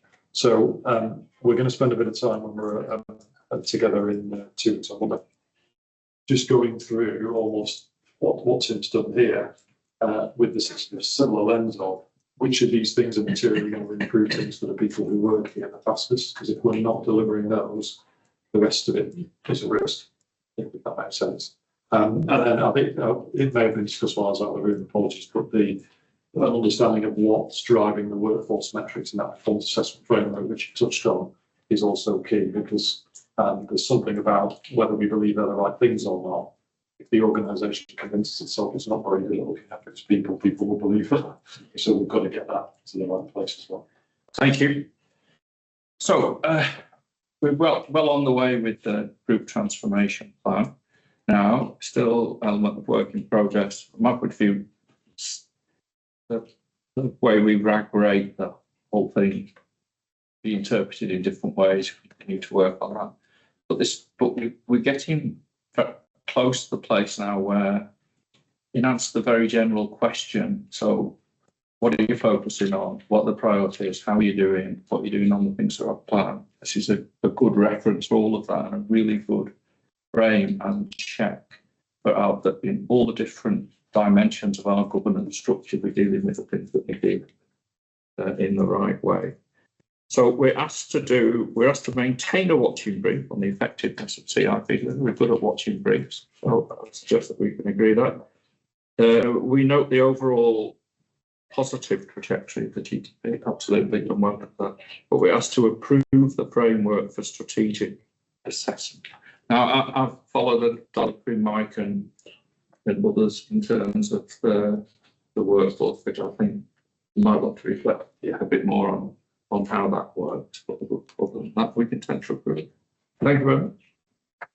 Now, we've had some good discussion, but we've an hour left of this meeting. I don't want to shortcut any of the important items in quality and safety and governance, but we do need a punchy focus now to go through the remaining papers. And we start, Jim, with you, Safe Working Quarter 1 and Group Learning from Death Report. Chair. So I'll do the Guardian of Safe Working report first. A reminder to everyone that the reason we have Guardians of Safe Working goes back to the 2016.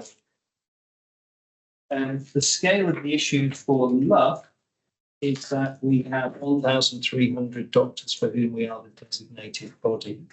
We have 715 doctors in training, so particularly this refers to training, 1/5 of whom are less than full time now.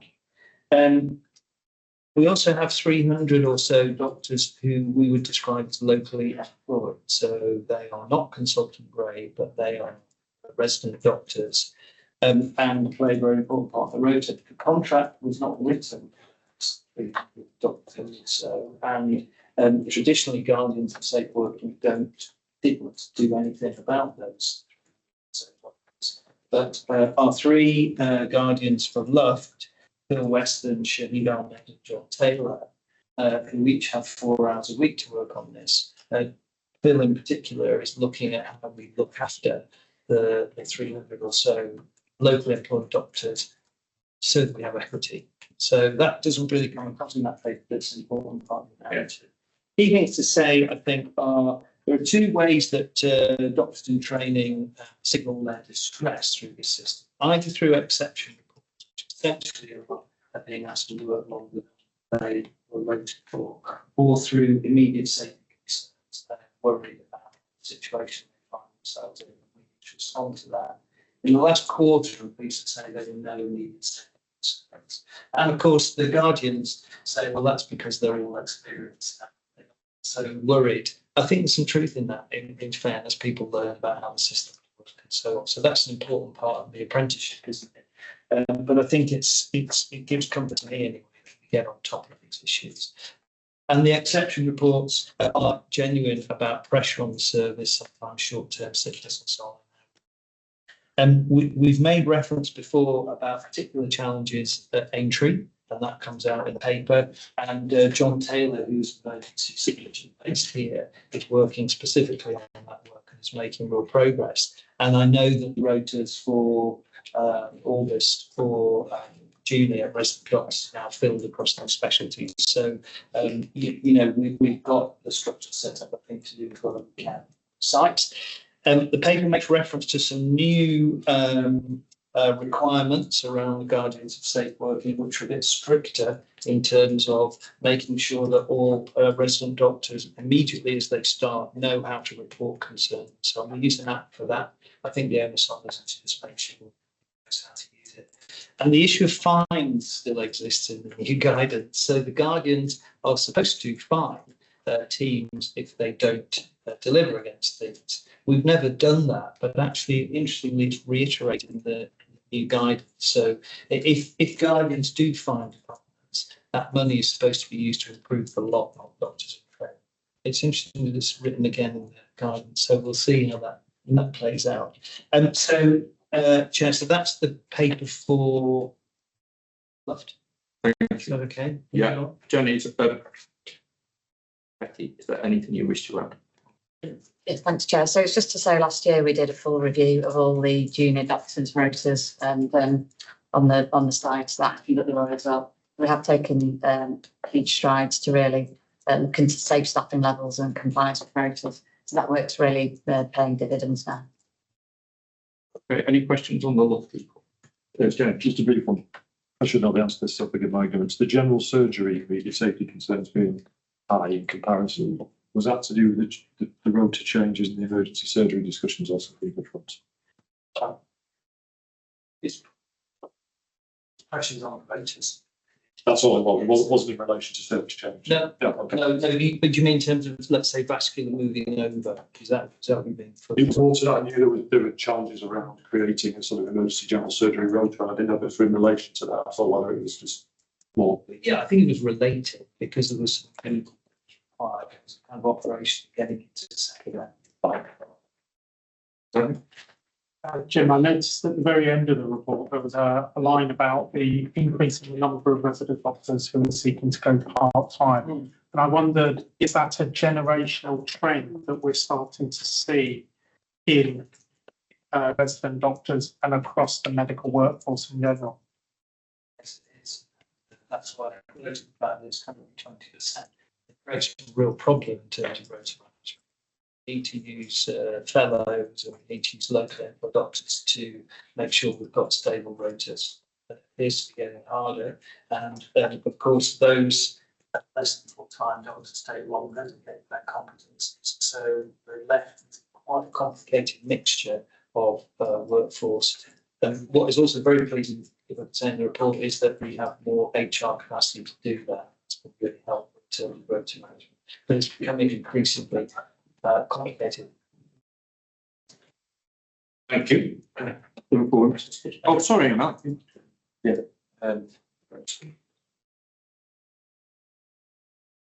Speak loudly, Mike. I suppose. Yeah, just in terms of immediate safety concerns, Jim.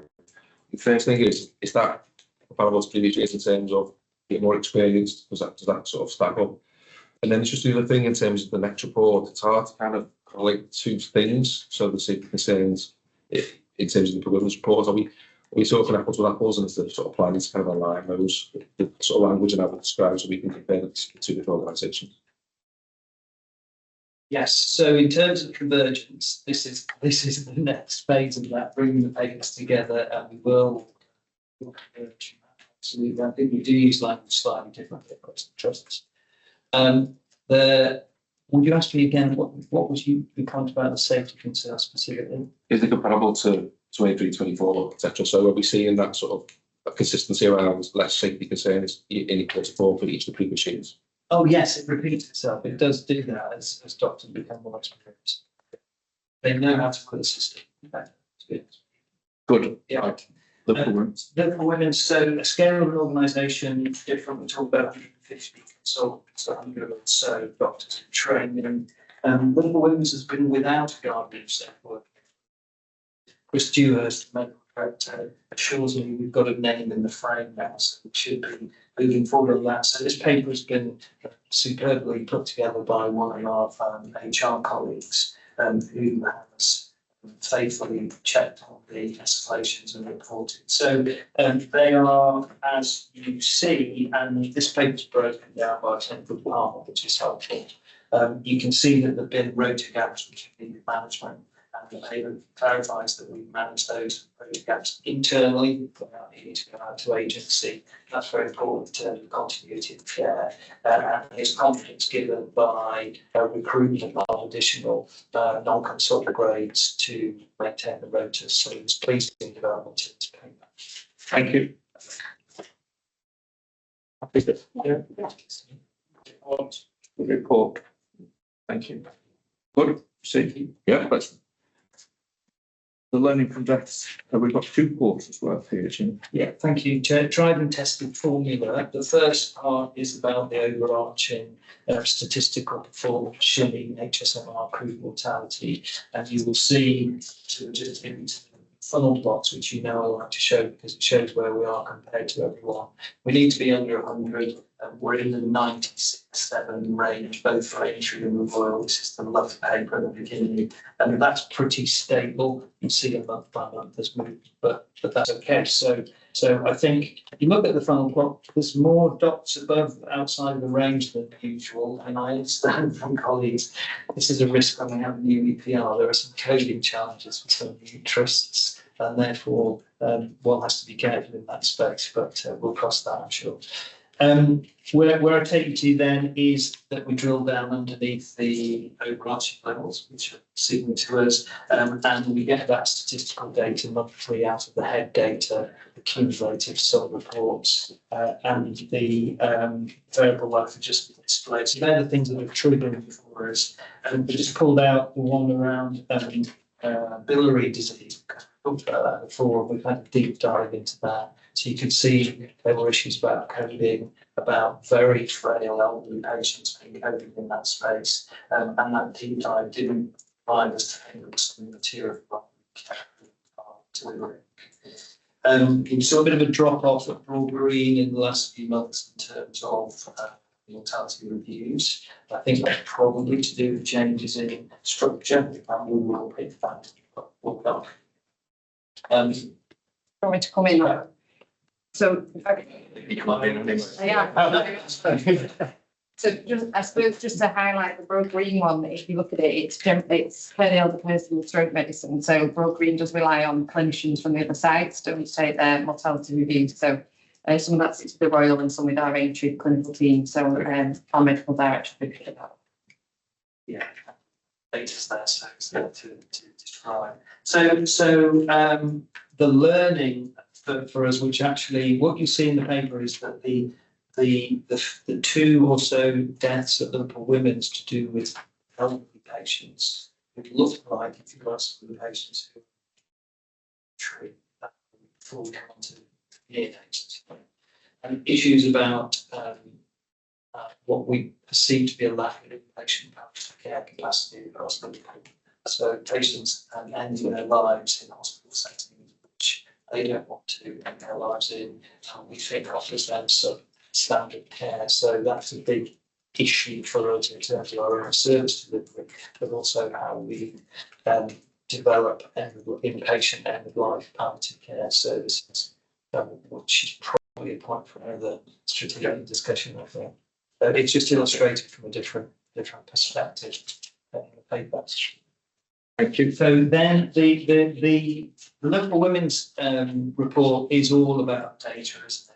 And I've tried to explain some of the acronyms for it. I apologise because I failed when I had a look.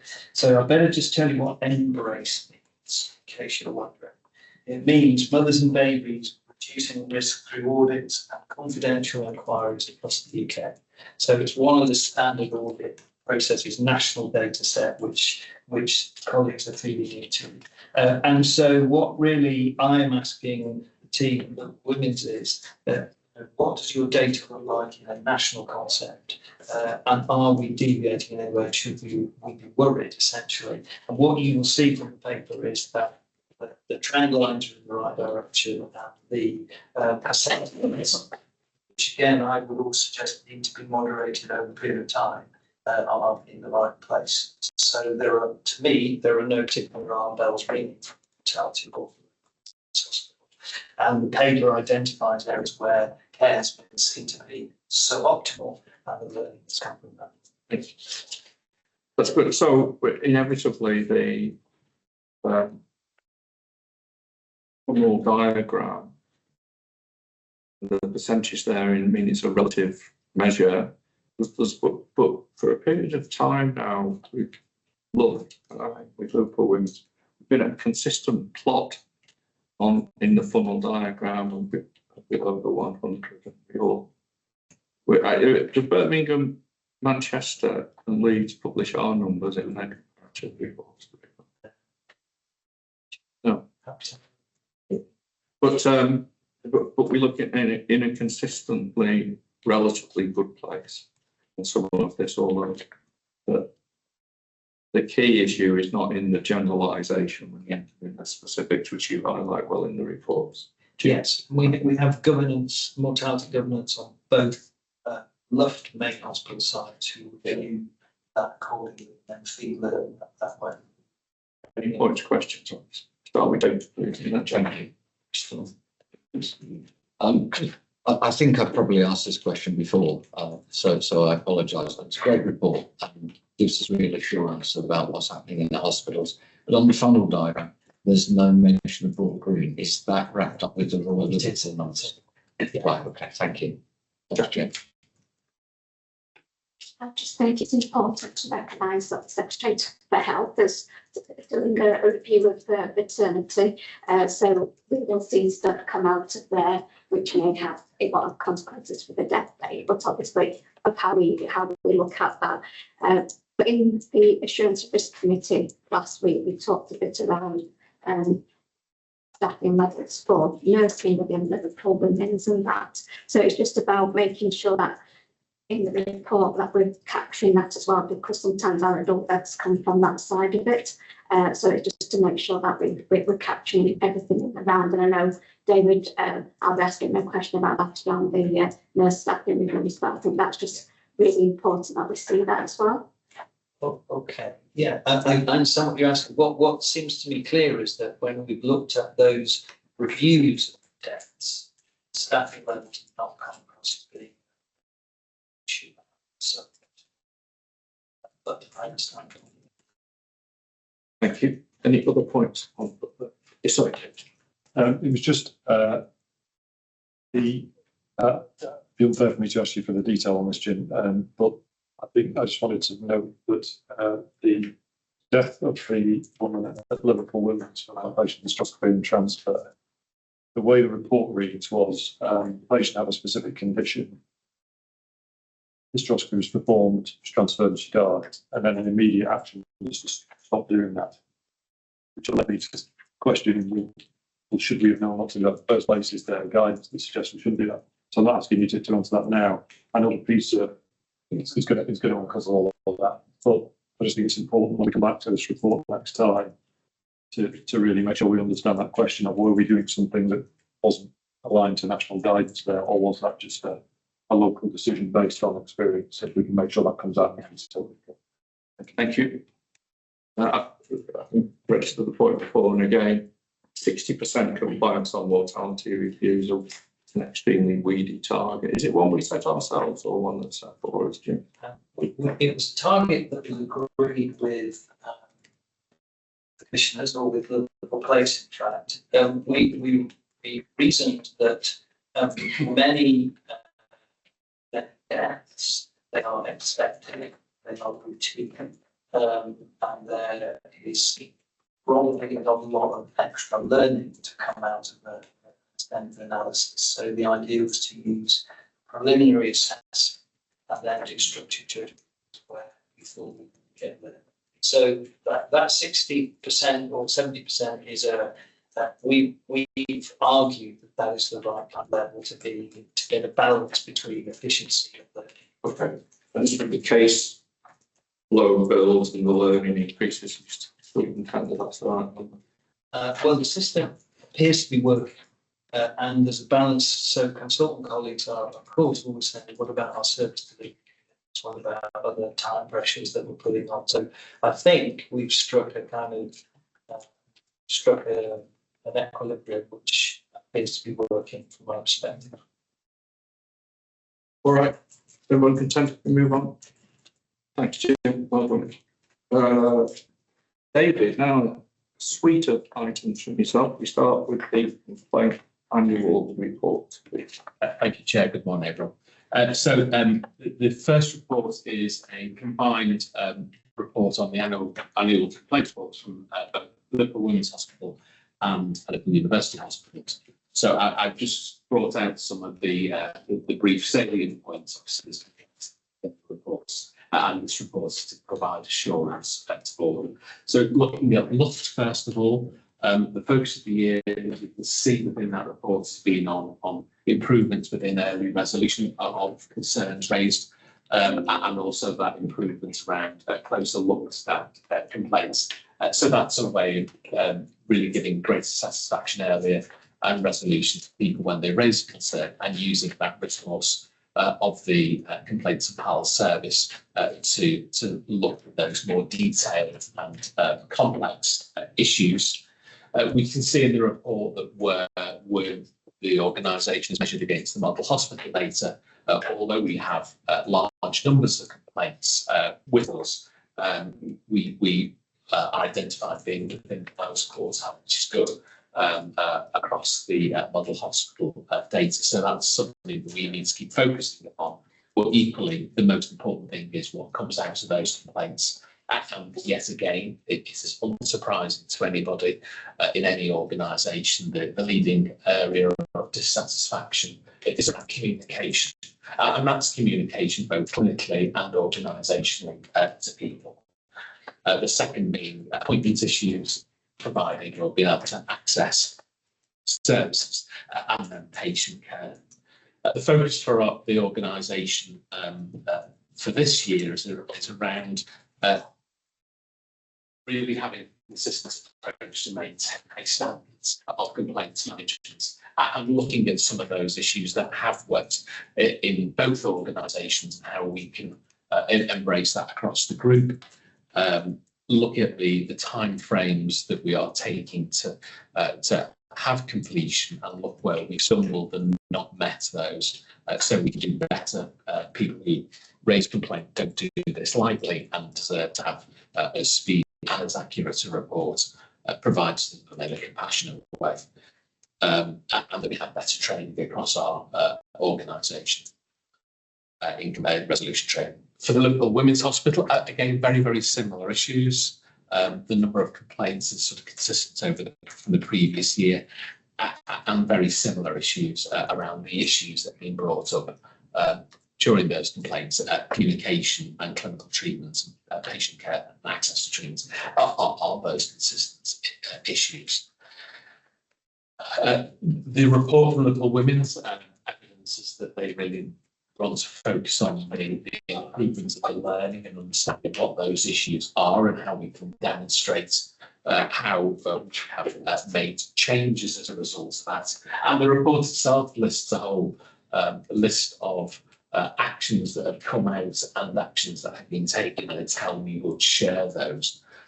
But it's really important, I think, that moving forward, that there will be a joint group approach, because obviously the lessons learned in one part of the organisation that we would want to share across the whole the system. The volume of complaints is detailed within the report, and again, I think that focuses a lot on the amount of activity within those services. But it was really heartening to see that in the last year there were no complaints within the neonatal service, and given the patients that are being cared for, the length of time that people are spending there with their children, and that really goes down to the attention being paid by the staff in that service around that good communication and having that communication. So they were the main issues from the complaints reports, Chair. Thank you. Point question, Jeff. It wasn't, well, it's related, but it was, I think I mentioned the other day that when David and I were in our roles at Liverpool Heart and Chest, they have the lowest percentage of communication-related complaints that I've ever seen. It was something like 12%. And they clearly employ certain methods to do that, to face different challenges. But just a sort of general question about the win and last, obviously learning from each other is important in that regard. I wondered if we were going to start to have a conversation about how we might do that. It's really very different. Absolutely. I think one of the opportunities to look at corporate services coming together is to be able to use that opportunity to, I guess, to pick the best from all the different organisations so that we best understand what our gold standard service would be. And then we can focus on where the development needs to be across the country. Yeah. Thank you, Chair. So my comment was related to what James just said. So, you know, it just is a continuing theme, isn't it, around communications? And NHS has published a lot of information and evidence that for all communications with patients, it's not just with the PACT, it's important. And I'm just surprised in the priorities that whilst we say we need to put training around PACT, I think we need to do that with a broad brush of people who are engaging with people on the wards, in outpatients, because it's just, as I say, I don't feel as if we're breaking into it. And I think what James has just said is really important, that we do learn from other colleagues.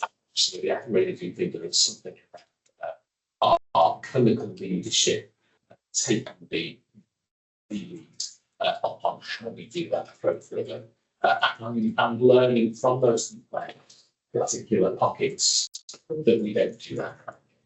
I would just say the Admin Academy have put together a customer care package, but that's really targeted towards admin staff and CMAS and NHS actually being quite interested in looking at what we're offering.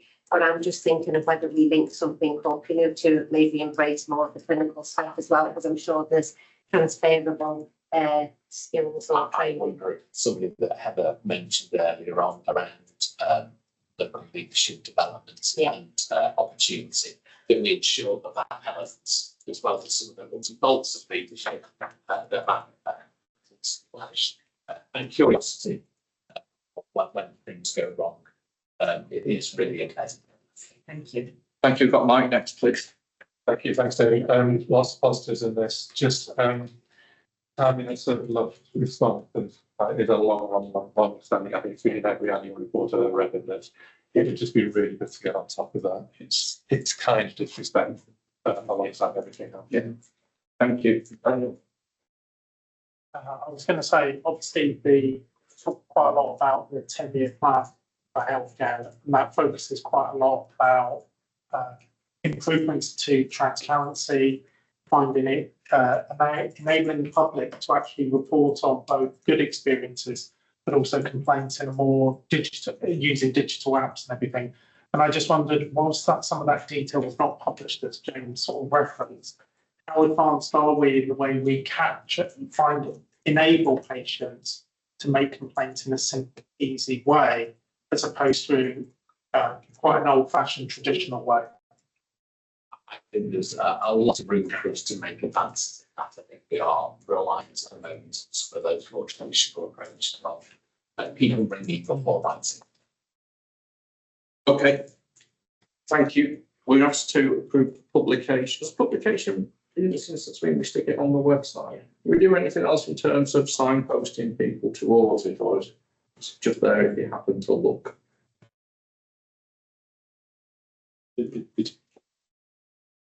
You don't have someone to call or anything like that. It's basically just on the website. You have to find it. All right. Thank you. David? Thank you very much. I'll take us to our next paper, and this is the Luft 6-month safe staffing review paper. And so this is again for assurance from the Trust Board. The 6-monthly report that will come from Liverpool Women's Hospital will come in a couple of months, and then once that report comes through, we'll work in sync so that both reports in the future will be presented at the same time. I think that would be helpful if it's just a legacy issue. So just to give assurance that this review is being carried out using the recognised toolkit from NHS England, the Safer Nurse Care Toolkit, and it has the involvement ward managers, management, and site directors and nursing at all levels, both from the collection of data and then the analysis and the conclusions those in the report. And where previously we've not been explicit in this report and in this review, we've been explicit around the use of using professional guidance and curiosity, giving assurance that actually the figures meet that professional need. So, as colleagues will recall, previously when I presented this paper, we tend not to make any dynamic changes to our staffing reviews or establishments until we've done 2 cycles of the review. So this is the second of the cycles. That means that each of the inpatients areas within Luft have had 2/3-day observations to look at the patient's acuity and activity within those wards, together with the staffing establishments. And those 2 cycles have now taken place. we reviewed the figures. We worked with the ward managers and the local leaders, and there is no recommendation in this paper for any overall change to the nursing establishments for inpatient areas. However, there are some areas that, because of the change in some of the patient populations in those areas, we will move some of the staff around to some of that balance. We looked at the overall fill rates for registered nurses and healthcare assistants, and that's something that we are obviously always interested in. And these are the overall fill rates. That for registered nurses, we have an overall average of 96% fill, and healthcare assistants are 7%. And that also takes into account the use back in agency to achieve those figures. I'll talk a little bit more about the use of back in a second. So the establishments have been reviewed by ward managers, matrons, directors of nursing, and we think we have a joint sign off. What we've been able to identify during this review, because it's the second of the year, that we know there are areas within our organisation that now also have a built-in capacity to be able to provide some of that one-to-one enhanced therapeutic care, especially in whatever people would use enhanced therapeutic care within those establishments. And that is to a particular limit. So there would be an expectation that on some of our wards, there will be some patients who will require that additional support. Where we start to see the fill rates increase, it is an indication not that people are filling above establishments because of anything other than the patient dependency is higher in those areas. Why is it higher? Well, we've seen some of our patient population change. We know that the no right to reside patients with them, there's some greater acuity that we need to make sure that we're looking after. But what we have seen is we've started to see a rise of patients who have required more than one additional member of staff to support them. And in some cases, we've seen patients that required 4 extra members of staff to support them shift. And that's for their safety and the safety of the patients. And that's for a whole range of clinical reasons. But that's a different dynamic, and I think that's into the work that we touched upon in other meetings around working with Merseycare around the mental health support in some of our clinical areas and the length of time those patients are waiting. So we are looking at we are monitoring that so we can pick up particular things. The emergency departments and critical care weren't included in this report because they have two particular different models of looking at their acuity, but those reviews are going to take place in the next couple of months using the best tool and GP standards. And there's I think there are 3 areas within the whole of the organisation that we're going to do a second look at some of the results, and we have a peer review to do that, just to make sure that the figures that have been collected were collected accurately. They just look a little bit skewed. So we're not making any changes at the moment to their establishment. But if anything, it will be around moderating those figures. So what we also identified is that the way in which services have changed in their design over the past year means that we have a lot more assessment areas in some of our ward areas, and that's great because patients are seen in a more timely way, but there wasn't an associated staffing component for those areas, and so there isn't a requirement for any additional staff. We're just going to tidy up the ward establishment so that reflects both shared areas and inpatient beds. And so the report concludes that there is no request for change for any establishments.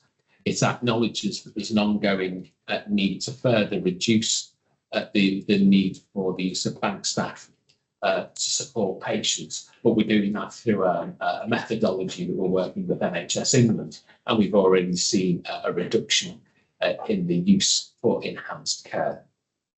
And that we're doing that without any undue impact onto patient care or safety. But it is some minor staff movements, but we'll be doing that in a sensitive and appropriate way. And that in future, there will be a joint report from both organisations. Thank you. A very good report. Very clear. Jackie, Tim? Yeah, I'm sure trying what we've done, and good to hear that we're going to come together with Liverpool Women's to do that, and then going forward with Liverpool Heart and Chest Hospitals. I think it's really important.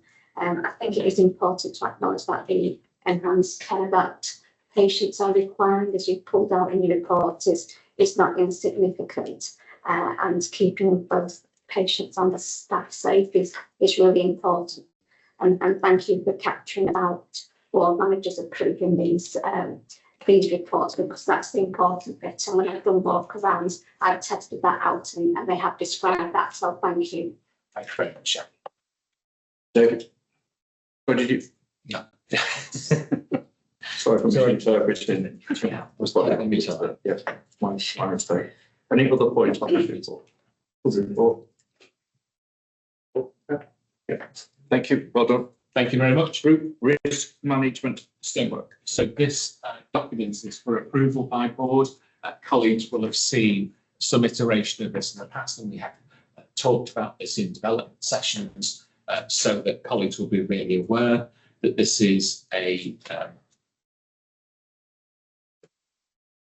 I was going to talk about complaints again. So this is a document that has been communicated widely across not just our organisation but across the group, and so this is to enable a single risk management approach across the whole of the group, so that we have a unified understanding of what risk is across our organisation, and so that we are able to better answer the question, what does group risk management look like within our services? The policy sets out the framework and the processes required, and also how staff will need to work perhaps differently to understand their own responsibilities and use of a particular methodology. As part of the rollout of this, there is a training requirement. Organisations, and as different organisations join the group, this will be part of that onboarding process to ensure we have that unified approach from there on. I'm happy to take any questions. Yes. What a good paper. Everyone can say.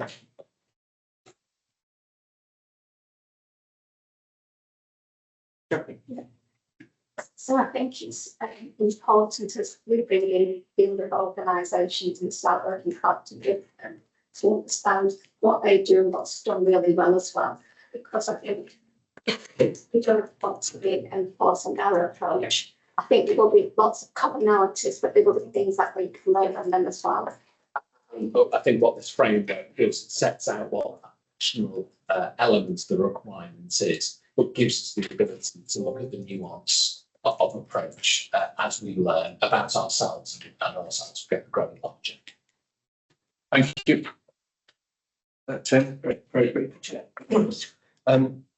Through the large joint committee, Alexander Hadfield brought a request to procure a cross-Larsa common risk management system, which was approved. Is the system and the framework, are they going to be implemented as one? Is it being developed as one? So they are running in time. It will be commissioned and available at the same time. But the idea will be that they will both doing the same job. Okay. Claire Alexander came to the committee to talk about it's generated not only a lot of agreement, but the level of interest and commitment that's important that we follow through it. Thank you. Well done, David. Thank you. Right, we move on now to other governance items, the group corporate governance manual, 210 pages. So I think as a board, there's a relatively normal distribution amongst us between people at one end whose hearts sink a bit as we work the way through the 210, and the other end people whose whose heart rate speeds up with excitement when you read through it. So but I'm one of those. But I think between us all, we've got the focus on this to be able to give all proper consideration. Daniel, please. Introduction to the government plan. So obviously we've taken an opportunity to review the governance manual that sets out the framework for how we do governance within the group. With the introduction of James as the Chief Commercial Officer, we took it as an opportunity to do a review of the whole of the manual. So as well as that, the Chief Commercial Officer into it, and we've also made amendments to reference the new ARC committee that we spoke about earlier. We've also taken the opportunity to reflect that the quality and standards that was previously just for Lough only is now a group-wide meeting, and also changes to the Cheshire and Mersey collaborative that changed as well. There's also been some slight amendments to the statutory responsibilities table, some changes in relation to my own role as data protection officer within Liverpool Women's from the 1st of August. And some other changes that are set out in section 2 of the report. So it's just here for approval, Chair.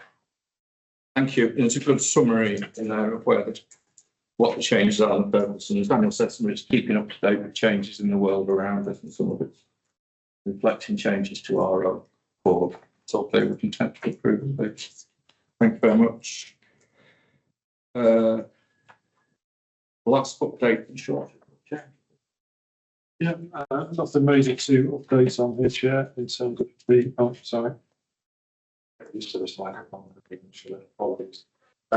Yeah, nothing major to update on to Chair, take the report as read, but obviously we've been focusing on how we move forward with the group, given the current challenges around the NHS England reporting of the insurance report, so we're just waiting for further communication of the board's board meeting now to agree how that will happen.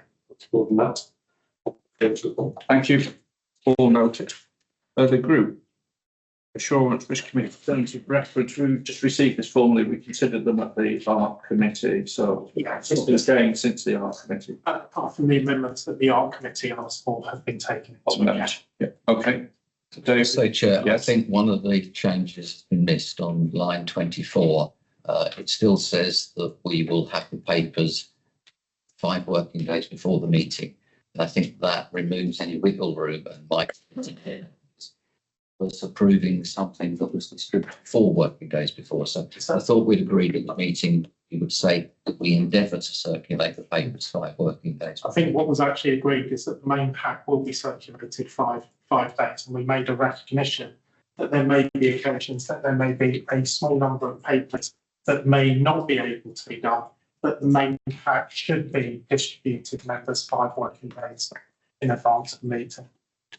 My concern, Chair, simply is that if we were to make a controversial decision that were to be reviewed after with the event, this, as it's currently worded, might find us falling short of our own rules. I'm just trying to keep us safe. Yeah, no, I understand that. It's about, but also if there's things that we consider controversial decision, that'll be part of the escalation into the board with the rules that we have about papers here. But it's a very good point, David, and let's think again about the decision of the language on it.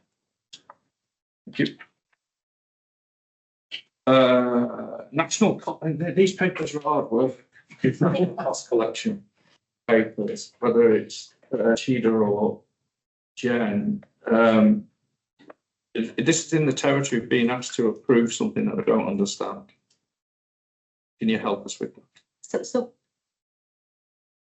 Chairman, I think what we're being asked to do is approve the process in the putting together the mandatory national submission. So it's for us to provide you with assurance that we've undertaken the costing exercise using approved costing principles and standards.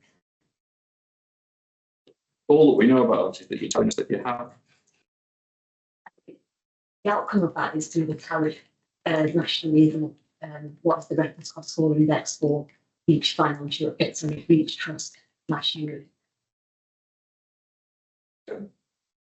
From a Liverpool women's perspective, I'm sure it'll apply to LUH as well. We mentioned in the paper that every year that we go through the same process, we are required to take a pre-submission report to board. Part of the assurance process for us is that we receive a number of questions on the prior year. We respond to NHS England, who have confirmed they're comfortable with our responses and they're happy with our approach. We've noted that in the report, and then we apply any learning from that going forward into the new timetable. And just to confirm that both submissions have been made in line with the timetable now. Okay, so there's nothing more for us to say, it's already gone. Yeah, because it's been the timetable was brought forward this for this submission. It's usually in August, so it's prospective, retrospective process. Well, we know it's been started. Thanks for that, actually been done. Yeah, the recommendation is to note that we follow the process. So we did discuss it how bit with that. Getting some more detail around some of this cost analysis is important.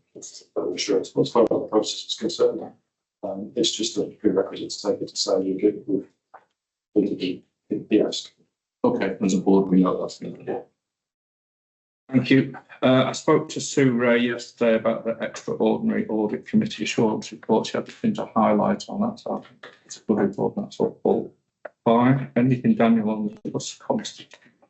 Yeah, well, so just, by the way, we drafted the paper, it's on the end of the day, but obviously in the plan, obviously the plan made reference to the intention to make changes to the role of governors across the NHS, and obviously we're waiting to see details. As part of the preparation for work across last, we've done a bit of a review to review the consistency of the constitutions, and one of the gaps that did exist within the Loft and the Women's was the maximum term of office for governors. 3 of the organisations had term of office of a maximum of 9 years, and Loft and Liverpool Women's had a term of office for a maximum of 6 years. We've had discussions as part of the with our company secretaries across, and we've also had conversations with lead governors in organisation with the proposal to extend the maximum term of office within Liverpool Women's and Loft in line with the other 3 organisations to increase it to 9 years. We had a meeting, a workshop with governors at Liverpool Women's and Loft yesterday. They are broadly supported. We need to make that formally, and with the constitutional changes, it needs to be approved by both the board and the Council of Governors. So we're seeking approval from the board today, and obviously it will be subject to formal approval in the forthcoming Council of Governors meeting. Thank you. It's very clear. Content. Thank you. Let's keep our energy levels up. Loft constitution. It's exactly the same, but because of governance, because they're 2 separate items, we have to present it twice under each. So I'm presuming we make the same decision for that one.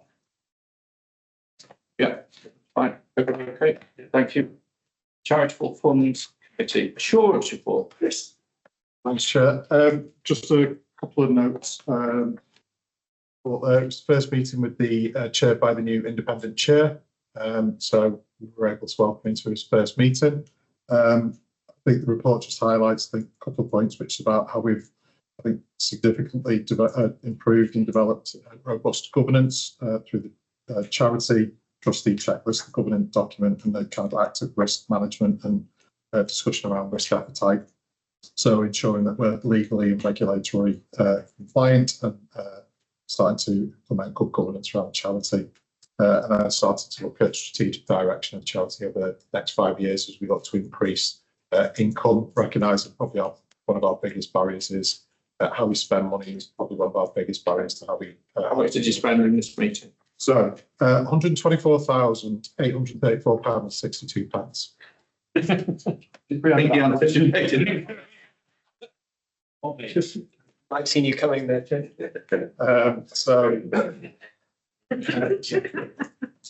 So that's on the assurance report. Got any more questions, Chair? That's right. Oh, put in my place now. Any other questions? Yes, Mike, please. Thank you. Sure, it's the report. Thanks. The charity strategy is a long-standing piece of work. I think it would be helpful to have an interim report to say what's been done, where's it up to, and what the timescale is for the resolution, because of this thing around here to deliver 1 million, there's a prospect of 3 million a year. It'd just be helpful to know where we are. Well, when can we get to a final point on? Thank you.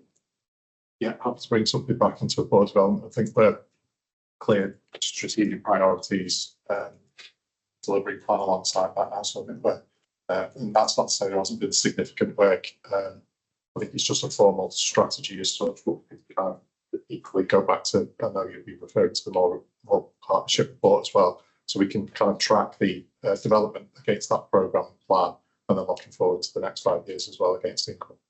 Thank you. Jay? Just to say, if we can bring an interim report back, I think strategy and partnerships would be a good place to say that. If it's around the strategy and partnership, we can take it through there. Thank you. All good. I have very positive feedback from another member of the charity committee, which gave me encouragement. Good. Excellent. Extraordinary audit committee assurance report for Luft. Just formalising, we had an extraordinary board meeting at the end of June, you recall, Chair, where we covered this. This just a record of the business that was carried out at that very satisfactory hearing. Substantial assurance from our internal auditors, a clean audit from our external auditors. So well done to everybody. Yeah, welcome to you too. Thank you very much. Is there any other business anyone wishes to raise? Have we any questions to the board of directors today, Daniel? Stay on that side. We had a question and it came slightly outside of our normal deadlines. We will be answering it outside of the meeting and providing a formal response to the individual, and we will publish it as part of the board papers. That will be published hopefully later today or tomorrow. Okay, thank you. Right, good. Thank you, everyone. For people who've so impressively deputised for other board members, particular thanks to you. And look, we having established the assurance and risk, we had a good assurance and risk committee. We got into a lot of the depth of the issues that were there.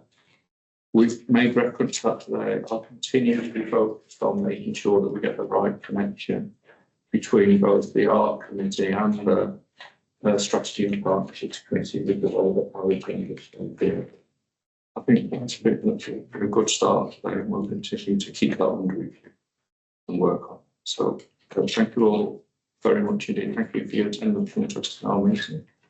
And meeting closed.